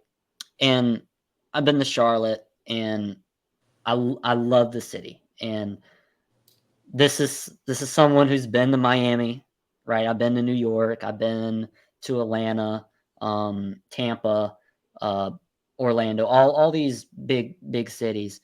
And what keeps what is keeping like Charlotte from being a destination to possibly be able to be a respected city in terms of market? What do you guys think about that?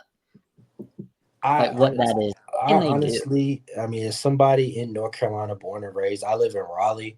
So I mean, we are the capital. Charlotte is like the bigger city. But honestly, it's just the fact that the state, we're not a Florida, we're not a California, we're not a New York. Those markets are always going to be bigger. We're not a Texas. Those markets are always going to be bigger. It doesn't really matter what we do. Now, honestly, with success, we can still be market like when the Panthers and Cam Newton were rocking, bro. Like Cam Newton had everybody coming to Charlotte. So it's gonna be a culture thing, um, in terms of sports or in terms of just like in the United States in general. Why we aren't gonna be one of those destinations. I mean, as far as tourist attractions, we don't have shit. Outside of the Hornets and Panthers. So I mean, as far as from a tour standpoint.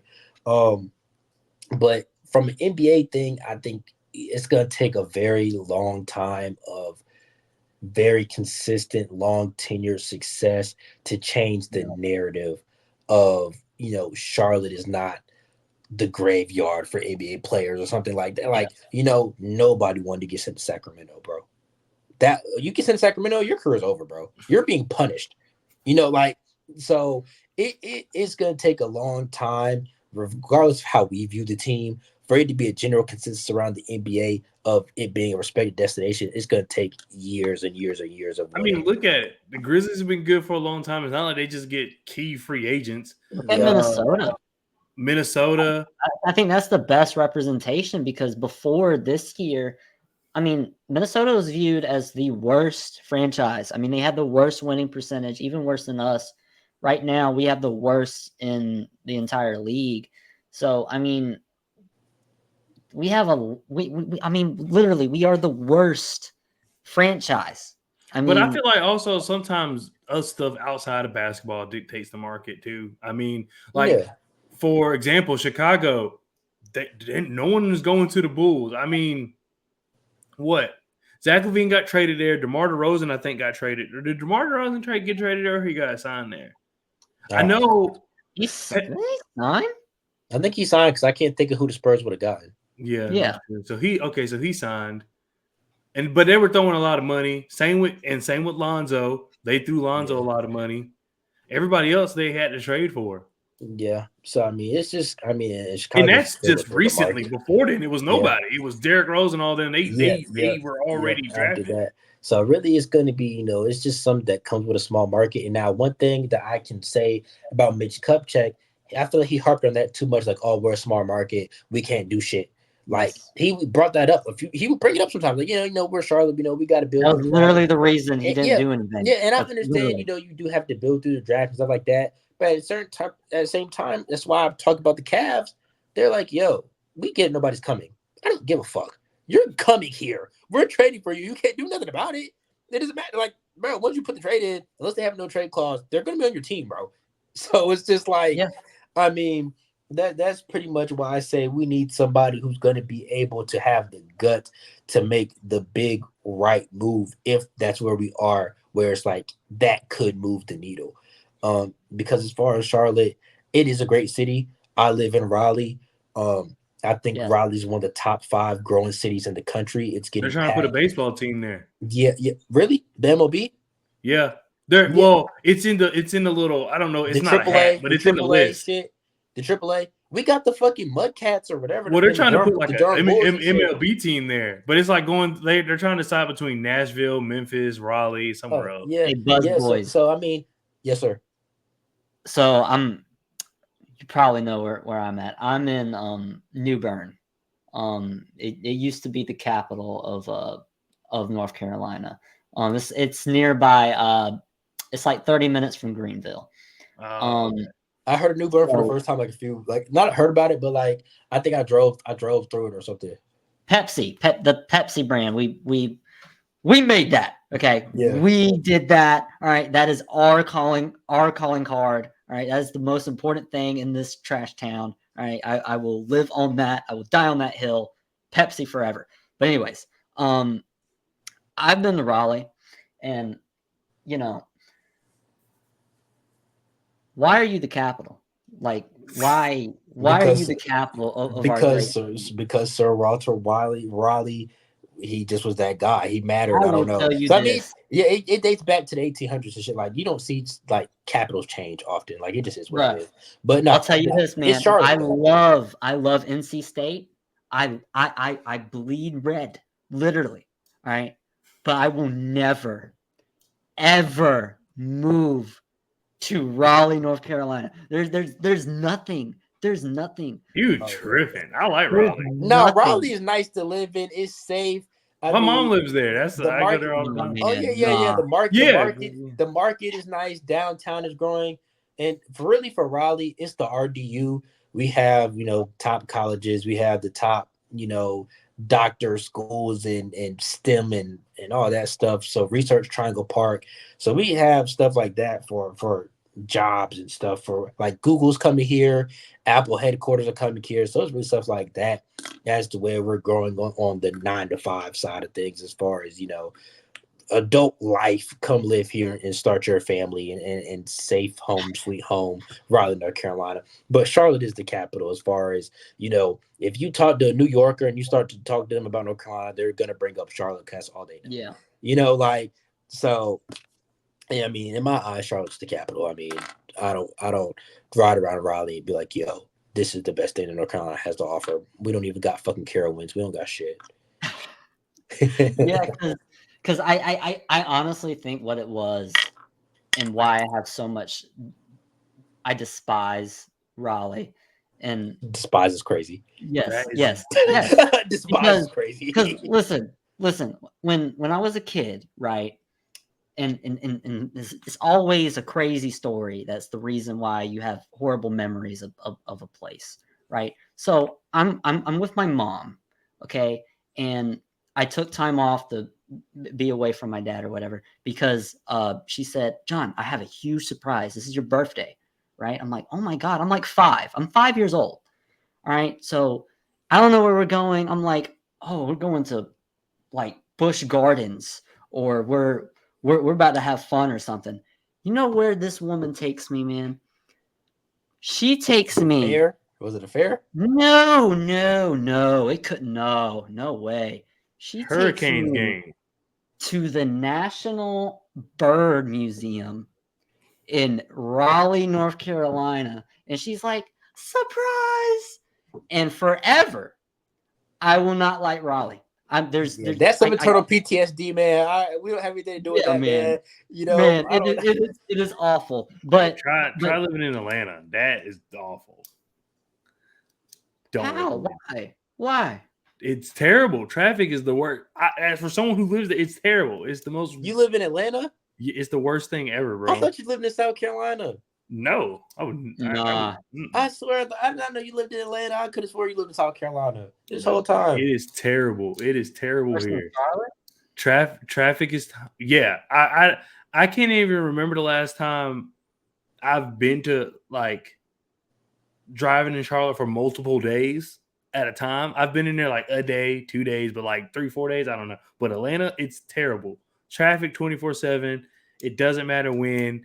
People are trash. It's a terrible place. I wouldn't recommend it. Everybody likes to talk about it because of music, and that's where all the famous people like to be. You'll see famous people all the time. You'll go into Lenox Mall and you'll see, like one time I was in there and there was this big crowd, and then someone walked out and I'm like, yeah, that was Lil Wayne's daughter. Like, so people will just be in there.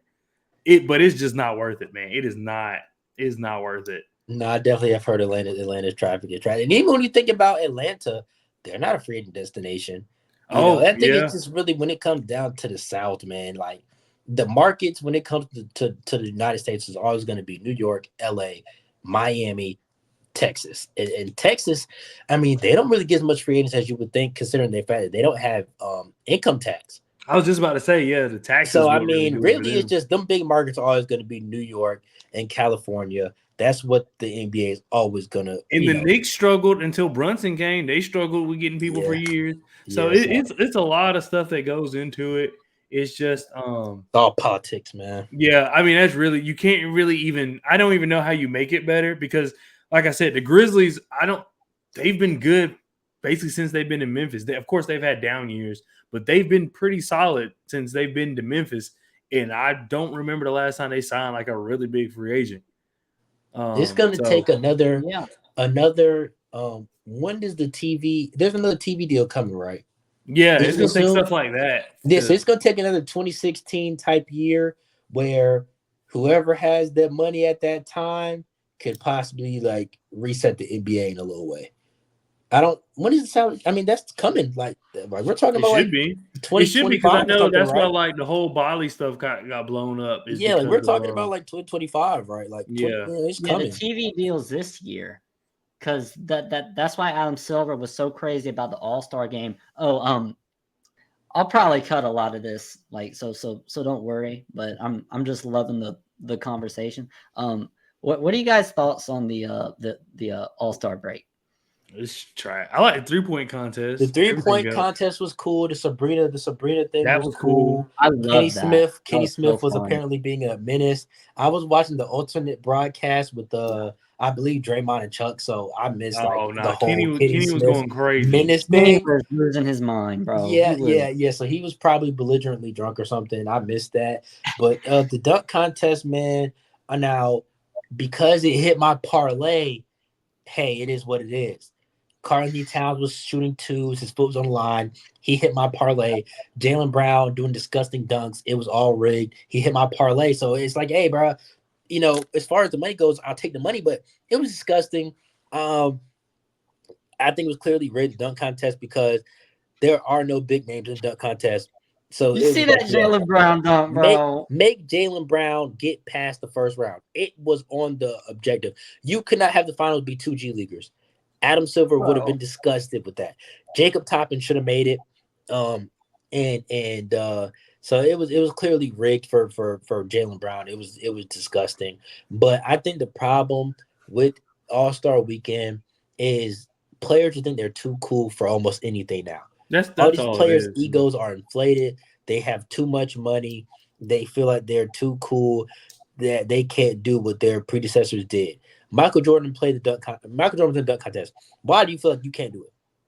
I mean, it just I don't understand. Everybody feels like they're I too think cool. it's that, and I think they don't want to get their feelings hurt. Yeah, the All-Star game, nobody wants to take it serious. I mean, damn, why do you need $1 million in incentives to go play a fucking pickup basketball game, dude? Yeah. We're not saying go super duper hard and pick up at 90 feet and play, like, bro, can you at least give us a competitive third, fourth quarter, dude? It's like y'all already don't play. Y'all already sit out. Yeah. It's like you at least good.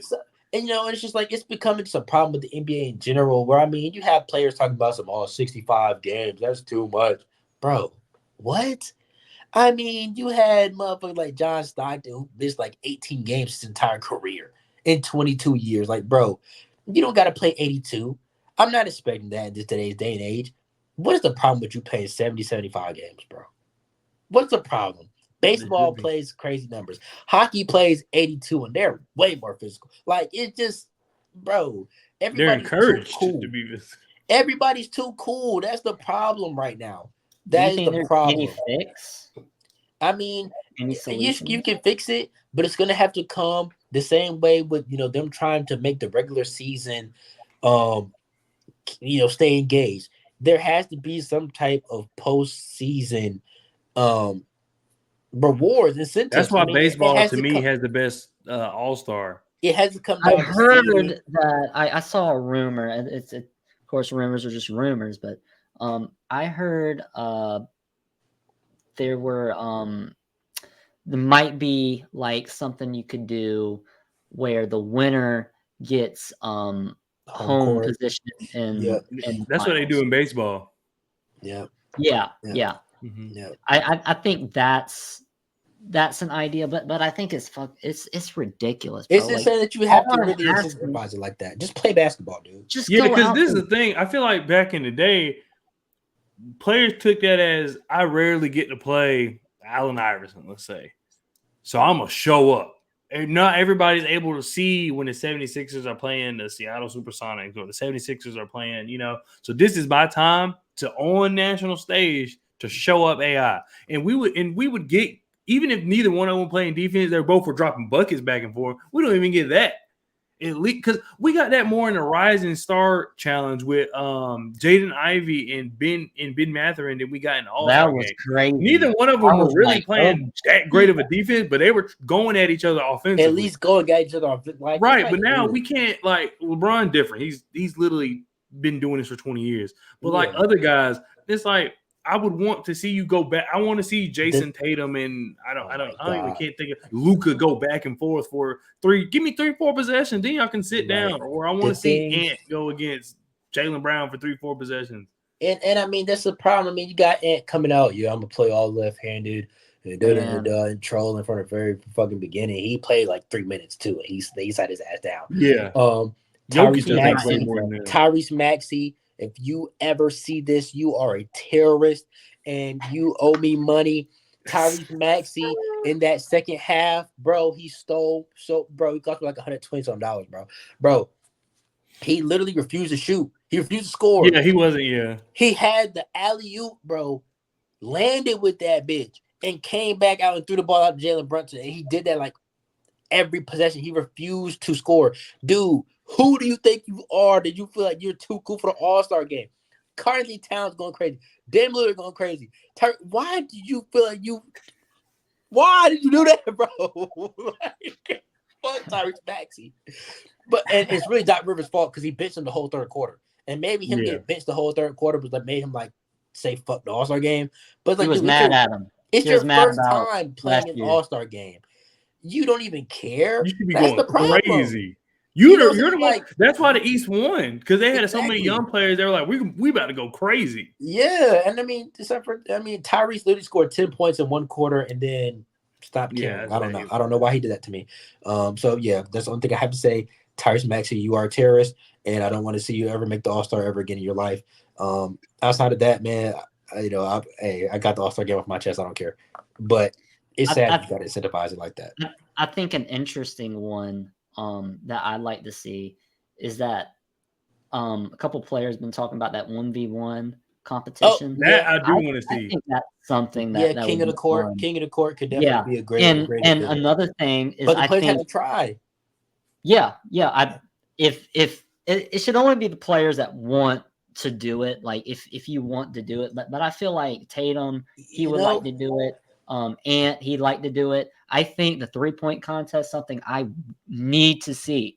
I need to see this next year. Is let's evolve this challenge we got. That was fun as hell.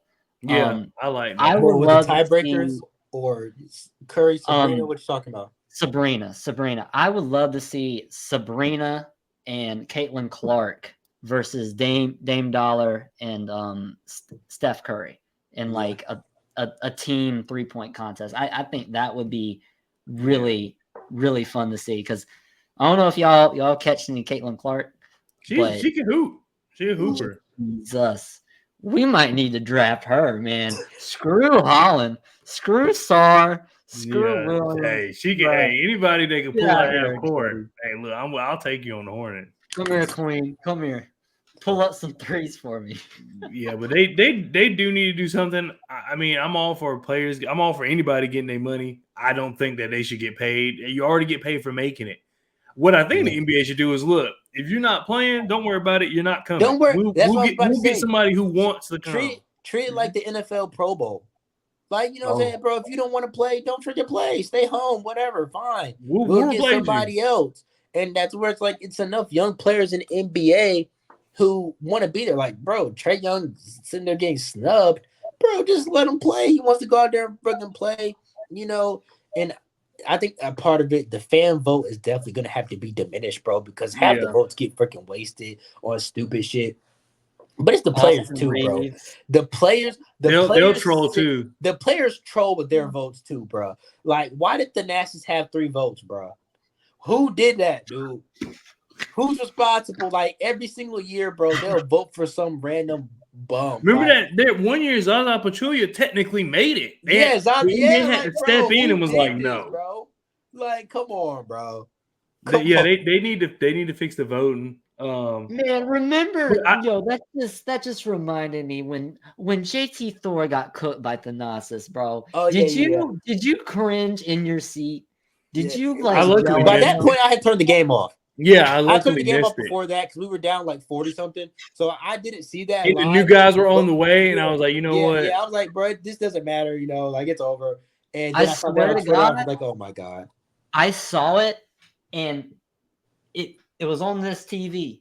I saw him sham God, and he made it. I turned it off. I swear to God, I turned my TV off. I ran out. I said, Grandma, I can't keep doing this. All right, I can't. JT should have walked off the court. Yeah, nah. What made just retire, bro? What made me turn it off was Nick Smith Jr. I remember Nick Smith Jr. shot a deep ass 3 and barely hit the backboard and was nowhere near the rim. That's what made me turn it off. That was a break point for me. I turned it off then. I was like, I can't. That was so embarrassing. Yeah, that's when I turned it off. Yeah, so yeah. Yeah, and that was the game after the trade, right? no, that was before. That was the trade. the I think game the before. trade happened, right? But They they weren't was the there Bucks, yet. That was the Bucks game Yeah. before the trade. We traded and that was the game before the deadline. Oh, I think that might have been the last game before the deadline. Oh, okay. Or the game before. Yeah, I think that was the last game before the deadline. Okay, because I thought that was the game where. Oh no, Miles it was. We traded the trade. We made the trade. They just weren't there because remember we went to on trade deadline day. We went to Milwaukee and they met us in Charlotte. So I think it was trade deadline day, but we didn't have anybody because we don't trade it. Yeah. Well, everybody else was no good, and then we traded. Yeah. People who were. Yeah. That's what it was. So we really only had like 5 people. 6 people. We had like 7. That's when we called up Amari Bailey. He didn't even play, but really we were the Greensboro Hornets, so it was like it was whatever. Can't get no PT even when we trade half our damn roster. Yeah, that's tough. That's tough. Last thing, because you guys gotta go, and I probably should hit the sack because I got school tomorrow morning. Bro, how old are you? How old am I? 21. Okay, you're in college. I was to say what? When you said school, I was like school. Yeah, when you said school, I'm like, damn, bro, like, how old are you? Yeah, I gotta go. Yeah, I get it all the time, man. Yo, I was at work, and I tried to talk to this girl or whatever, and she was like, hold on, how old are you? And I'm like, I'm 21. I was like, damn, I thought you were like 15. I was like, fuck, shit. Like that is the most embarrassing thing. Like beard oil, bro. Like I can't grow though, bro. Like I looked 17 until I was 25, so I get it. Yeah. Yo, it's rough over here. Like I be looking like I'm homeless. I have like little like here, like I'll get some here. Oh yeah, you gotta make sure you keep the neck clean. But like, you get some beard oil and you do your routine, like it'll start to come in, bro. Cause I'm trying to. So for me, because it took forever for my beard to grow. At our old house, that was our house. My wife and I, we owned that house. And I remember I did something and we took the trash out or something. And this lady came up to me and she was in like, this was like when we first moved in there. And she was like, hey, I'm blah, blah, blah. It's nice to meet you. She was like, I would love to meet your parents. You're right. Like, mind you, me knowing that my parents are North Carolina, I was like, what? Then I thought about it. I was like, no, this is my house. She was like, oh, I'm so sorry. But it was because I literally didn't have any facial hair. And like I said, until I turned 25, I looked like I was like 16. But it was like, it sucks, man, at times. Like most of the time, like I'm so thankful because, dude, like I'm so happy I can just wake up, like my hair like this. Like I don't do shit with this, man. It just, I wake up like this and I get out of here and it is what it is. But once I get this beer, bro, and you talking about putting vitamin D on it or like sunscreen, all this shit. I'm like, bro, I am not doing all that, bro. I just want to wake up and leave. I ain't waking up no like 30 minutes doing no brushing and none of that shit, man. But but last thing, and we got the playoffs coming up here, right? And we got some good teams. Who are your picks coming up for a finals? Let's see. And what are some sleepers? Give me 2 sleepers. Oh, sleepers? Well, the Clippers, because I've always had the Clippers, but they probably won't count as sleepers anymore, though, right? Yeah, that's probably because that was my team originally. But yeah, I guess Nuggets and Clippers. The Nuggets, I think the Nuggets could definitely go back. Let me see. I really gotta look. I don't know. OKC could surprise people. I mean, it's like I still feel like OKC are sleepers just because it's like OKC feels like Sacramento last year to me. Yeah, they could be like, they can make that conference final. I really feel like the NBA is super wide open. To be honest. As far as the East, I have the Celtics coming out of the East probably, but it could easily be the Bucks. They could get their act together and end up coming out. I think it's the Knicks, man. Yeah, the Knicks are a sleeper team. Like, the NBA, that's what I was saying. It's wide open, man. The Hornets. Yeah, because if the Suns can finally get healthy, ain't no telling what they can do. Bro, no way. No, I'm telling you. no. I'm not going to telling go you. against I'm any telling team you. that has KD and Devin Booker. KD? You talking about KD? Kevin Durant? KD Where and- was he last year? What happened to him? What happened Nah, to him? KD's, He went KD's a ghost? fraud. KD's never going to He go went anywhere when it's ghost? over. Hey, KD's look, going to I'm retire not- with 0 rings. If they Yoki messed him up now. Yoki But messed him how do y'all up. feel about the Timberwolves though? Because they're number 1 in the West. We haven't even. First I'll round. forever First hate the Timberwolves because of that year where his rookie year where he got hurt and D'Lo was on there and he was like, "I told you Ant was rookie of the year," and it was like, bro, LaMelo just broke his ankle in half. Yeah. So yeah. ever since then, wow. I've been rooting for the Timberwolves' downfall. Yeah, man. I don't know. I feel like the West could go either way. I'm It going could. to see it with the I'm I'm West. going OKC. I wouldn't want to play a good young team at home. Right. I think Four OKC and Minnesota. I wouldn't those sleep. are two teams As are far probably as going to sleeper team goes, man, I would say you can never count out LeBron James, man.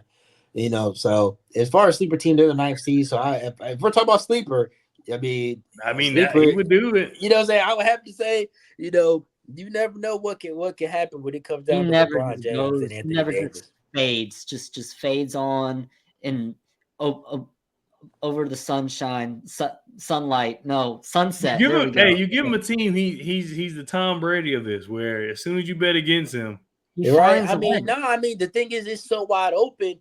The Lakers Lakers Timberwolves series. I'm not gonna be like, hell no, LeBron doesn't have a chance. No, the Timberwolves don't have no experience. LeBron AD kick it into another gear. Their role players actually do something. All of a sudden, the Timberwolves scrape. Minnesota's time, man. OKC scrape. I think it's out of those two. If you're saying OKC and Minnesota, I'd pick Minnesota to get out of the first round. I think OKC is going. Oh yeah, they definitely could. But I'm saying the Lakers can mess around and beat either one of those teams. If it came down to Minnesota now, they were bad last year, but they were in the fucking playoffs. They won a game against the Nuggets that went on the best run of all time with the best player of our generation in Nikola Jokic, and they actually got a game, which I think the rest of the playoffs they lost 3 games that series. The Lakers could have messed around and did something, bro, but Darvin Ham no. There was no stopping. There were no stopping. Darvin Ham is the idiot, bro.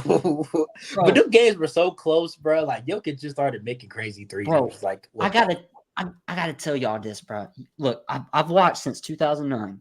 All right, Kobe Bryant, Celtics finals, and I've watched I watched a ton of basketball. I have never in my life seen a more unstoppable run during an entire playoff than I saw from Nikola Jokic last year. Like they couldn't nobody could stop him. Yeah. There was nothing. There was Tristan Thompson was low-key doing his thing, though. Bruh, he wasn't. They brought bro from ESPN, and he was like, "Hey, bro, he was their best option." You want to know what it was? You know what steroids. It was some steroids, man. That's when he was taking them. It wasn't this year, bro. It was during the playoffs. They had to go test him. They're like, nah, bro, there ain't no way. Ain't no way he was doing that. There were no way, bro. But yeah, as far as the East go, I would say, I would just say Celtics. As far as sleeper goes, I would say Cavs or Knicks.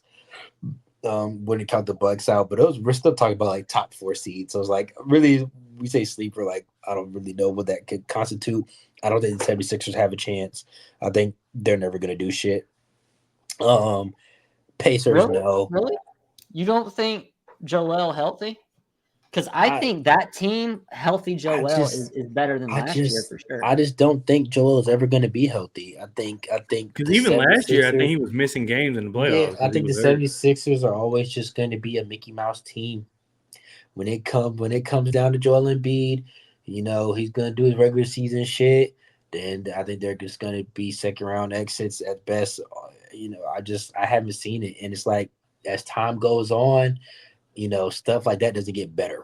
Joel Embiid's going to get older. The injuries are going to get worse. Yeah, and eventually it's going to be cooked. It's time for him right now. The one thing that I've been wanting to see for a long time, and I think you guys, this would be the finals of probably the next 3, the best of the last 4 years would be the 76ers versus the Nuggets. I think that's something that we deserve to see. Embiid is gonna sit out the entire series, Bro, ducking Jokic, and it's gonna be over. imagine Hey, that. he Imagine he refuses makes to the play finals. Jokic He in refused Denver. to play Jokic, bro. Like, bro, he's not gonna fucking play.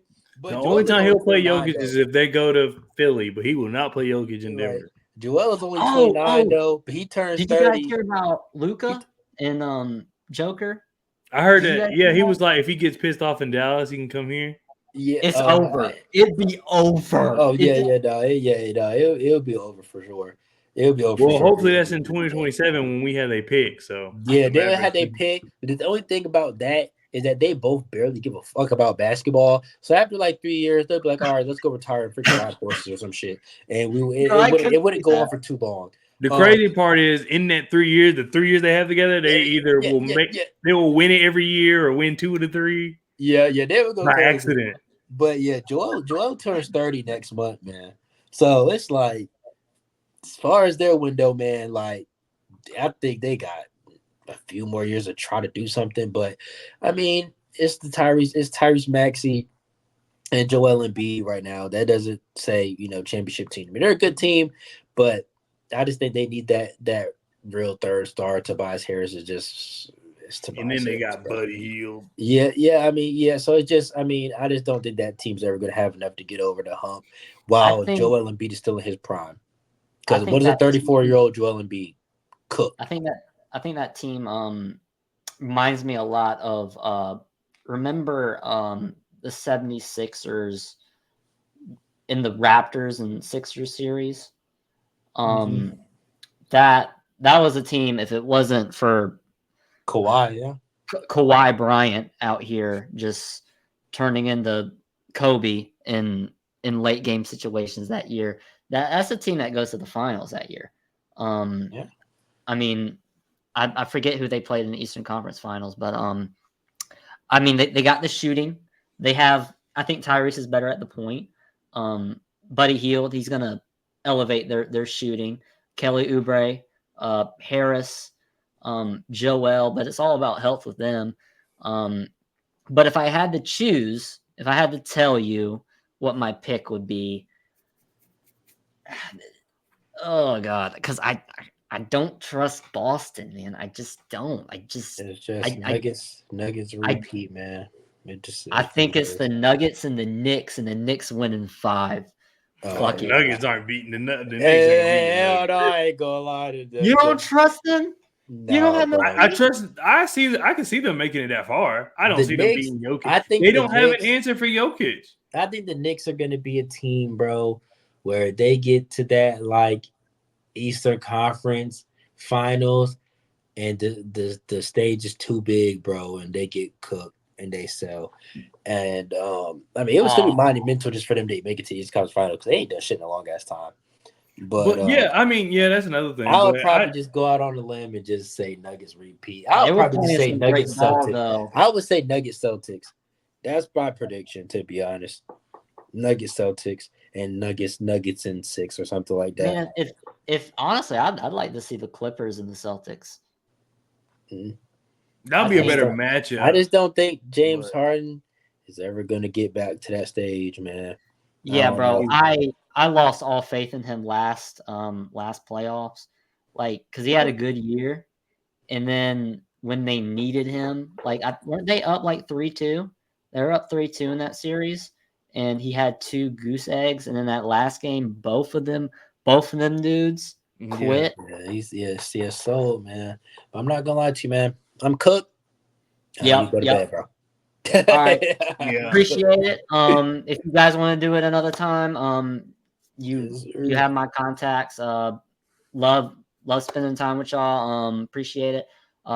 Leave a like, comment, subscribe, share the video with a friend. Yes, anyways, go check out their channels. Buzz Boys, trust the buzz. I'm out. Any last words? How is it going to work? Like, we all just going to be able to have a video and post it on our YouTube, like right? Yeah, right, I should. It said it was supposed to download to everybody's thing. So if by tomorrow y'all don't have it, let me know and I'll send it. But it says once I click in recording, everybody should be able to download it. So, but Yeah, if you so don't, then let me know. so we can go ahead and post it, yeah, because we play on Thursday, so people can have something to watch, today, getting Yeah, prepared for the Yeah. NBA Finals run that we're about to go on, 30-0. got to be immaculate. Yeah, No. so yeah, man. But I'll catch y'all, man. It was nice talking All to right, y'all, man. boys, man. I got to get ready for work, the 9 to 5 grind, man. I hate it here. Yeah, I got you, man. for sure. All All right, right, see man. y'all, man. Peace. Peace out, y'all.